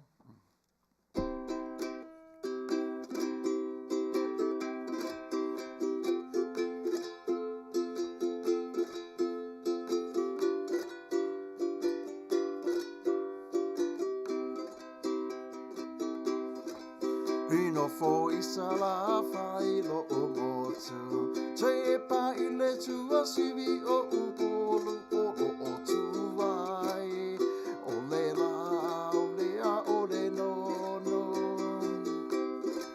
Ai o le la, o e su amalie. Pe o le su ka mai futie. O lo o tupu ane ia pia i talone. Le fale mai Say my darling to far away. Tini le o ti ele ngā loe. Ele ngā lo laua mi o e wha awhiu lo toe. O te mana tu o lau masane.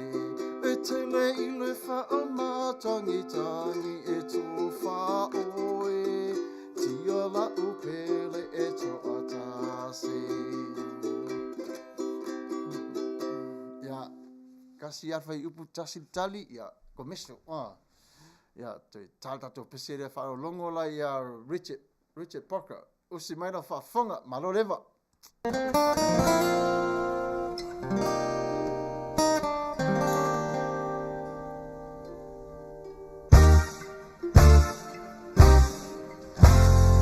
Yeah, we gonna take it to the Pacific on this one. Introducing Richard Parker. Your girl Azzy right here. You know what it is. Yeah. Coming straight from down under. Come on, RP. Let's show them how it's done. I just don't know what to do when it comes to you, baby. My mind goes crazy and my heart does too, babe. But girl, you know it's true. All I really wanted was you.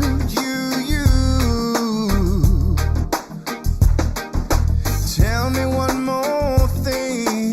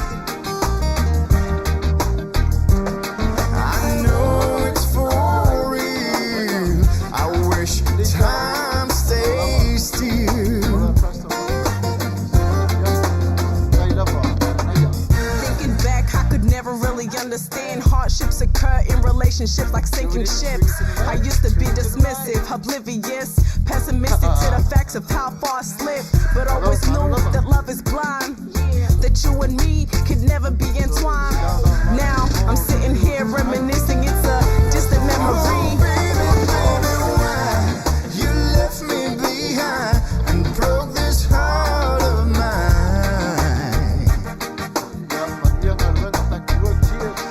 I don't know what to do when it comes to you, babe.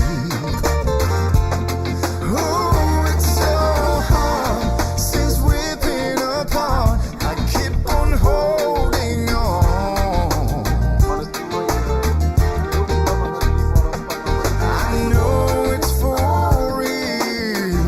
I wish time stays still. Oh, baby, baby, why you left me behind and broke this heart of mine?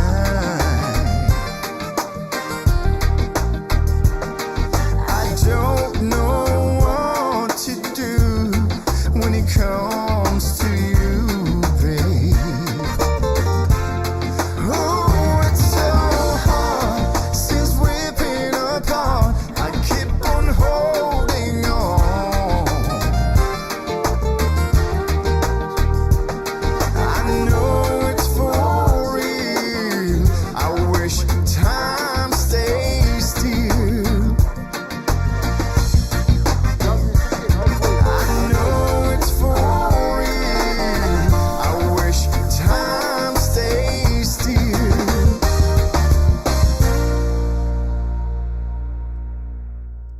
So le mana ia foi o pole pese so le makwa lepe makwa sofa so le fatu ma le lotoa kadu le me le lofa so ya malo ya nisi foi o uso mo tofa fine on foi na ma o marita to fa sala longo le nei tu la ya fale mai po felava ya o si fonga la volta o fo ya e fa fie la vo to pa ia mo lo to malu ia ole fa wo per tato pespesenga mo le nei tu la ia wa ole te le lava le tato teimi ia fe era tama le o fe se o se lo chance io ayo fenga lo venga chance teimi nei ia ma lo lava o lita ma venga feeling alone o se talo fai so ia awala poli don't worry ia ma lo lava ia ole atoi tare specialitas lai mane to pese fitau ia mal temi ia to fanga solo is to pese le kulele is temi ia temi nei ia si to ta to specialitas i mal tamo spawn breeze si to fa longo fo ile to anga le is fu to sanga tan wai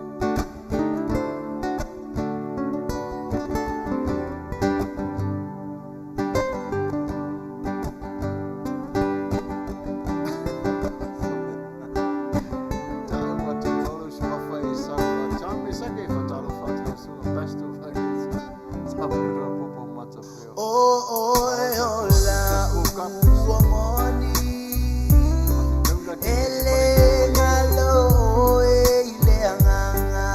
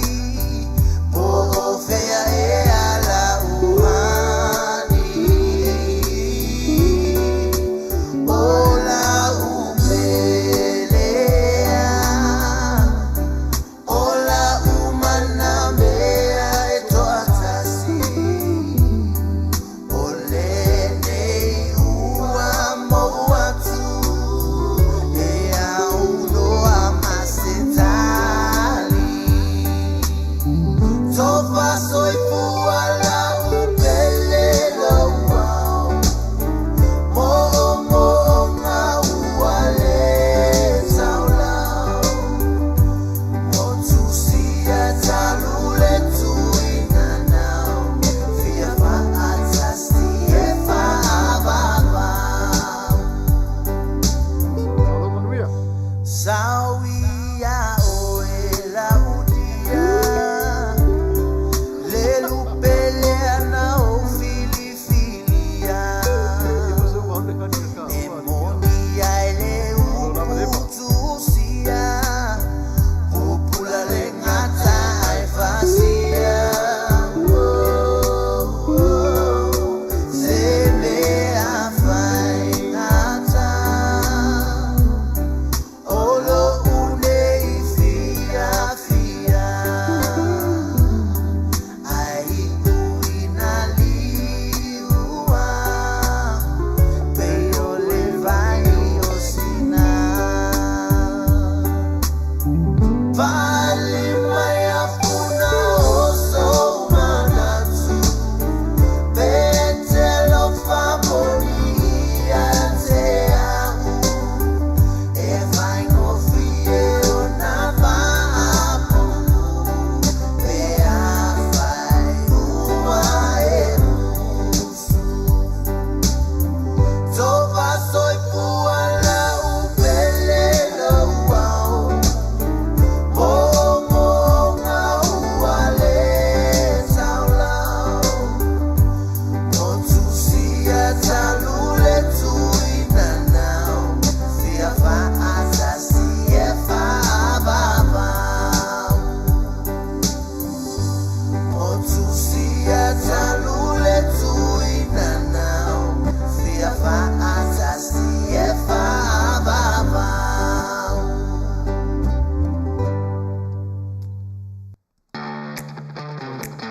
Whako pese fo ia Mā nei fo nei pese le eva. Mā loa lawan mā futa mai tato po kalame le netu la fiafi. Tato eva pea. Lai te le lawa taimi.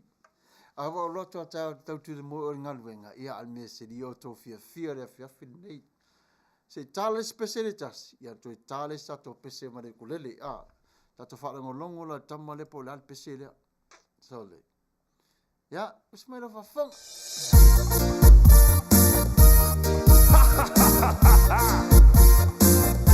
Most of the wrong. Never mind.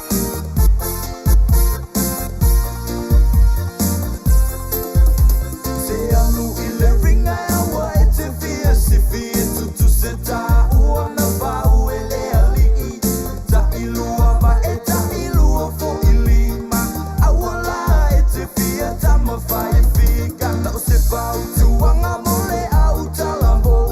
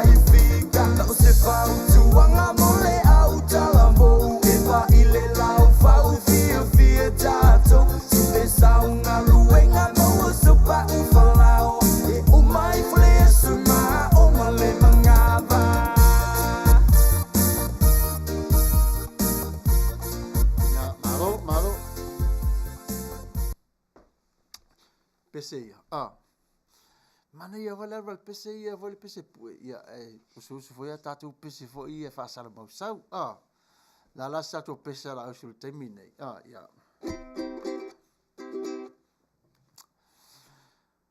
la foi pese le usu so e palauli ua momatu pera usu kamanga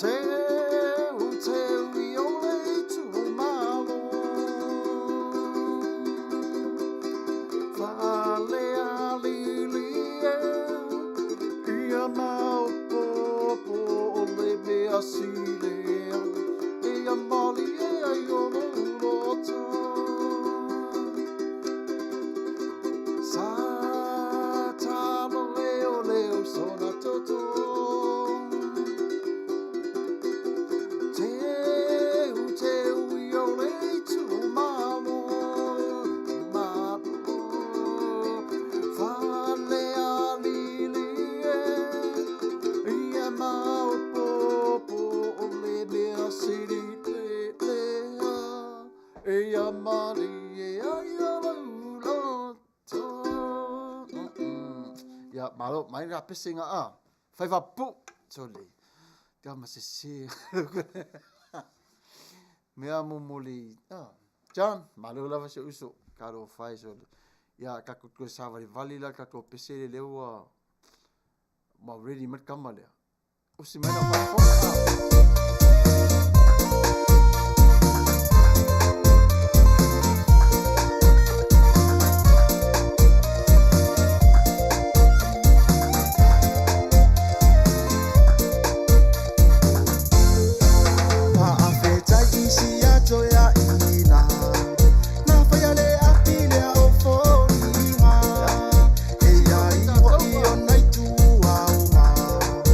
So,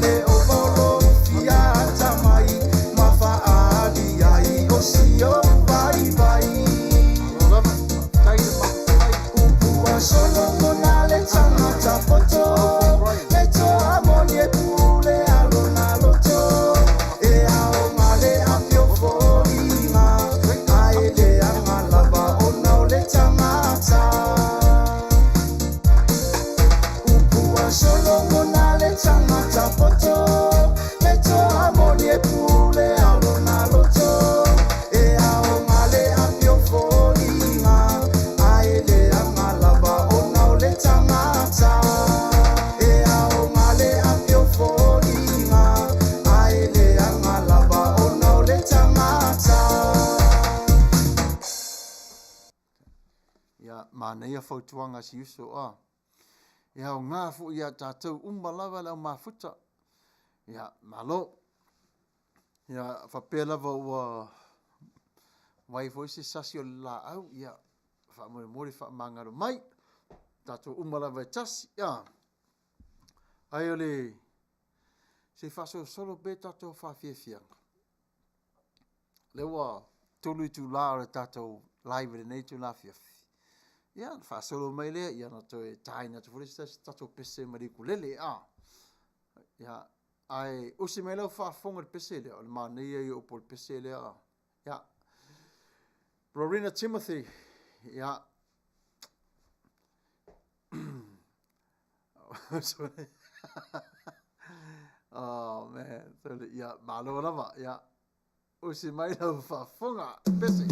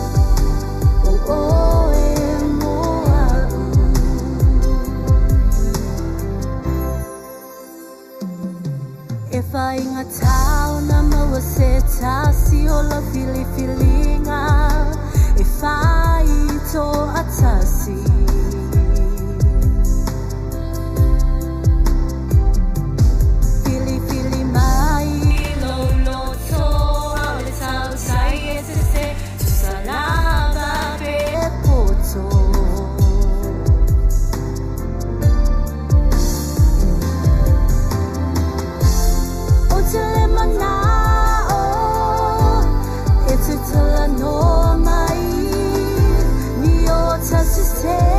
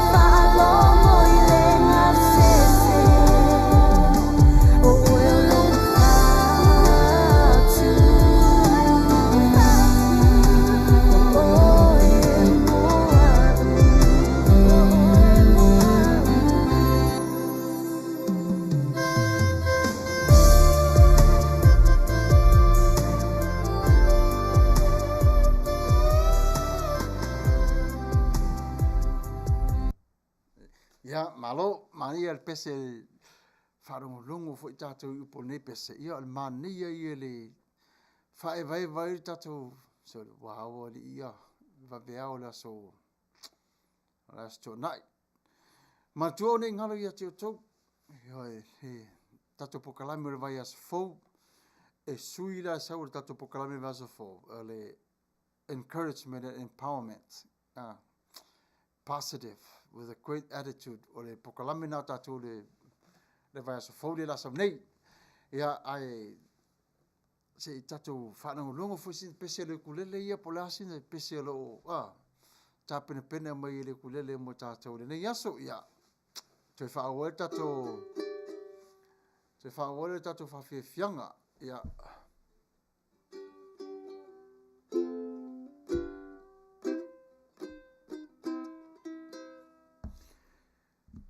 Pe ngata mai le temi. Tawia tātou temi ia ma le tātou whawhiawhianga le nei tūla ia toi tasi dua tonu. Uia lai whitau ia la tātou pese iai ia. Tātou whanau longo le tama o kapena malana tātou pese mō tātou. Marie, tangi wha, tau whai whati te wha, ai, se tau tai, wana I lore a whea I mua o. Marie, tangi wha, tau whai whati te wha, ai, se tau tai, wana I lore a whea I mua o.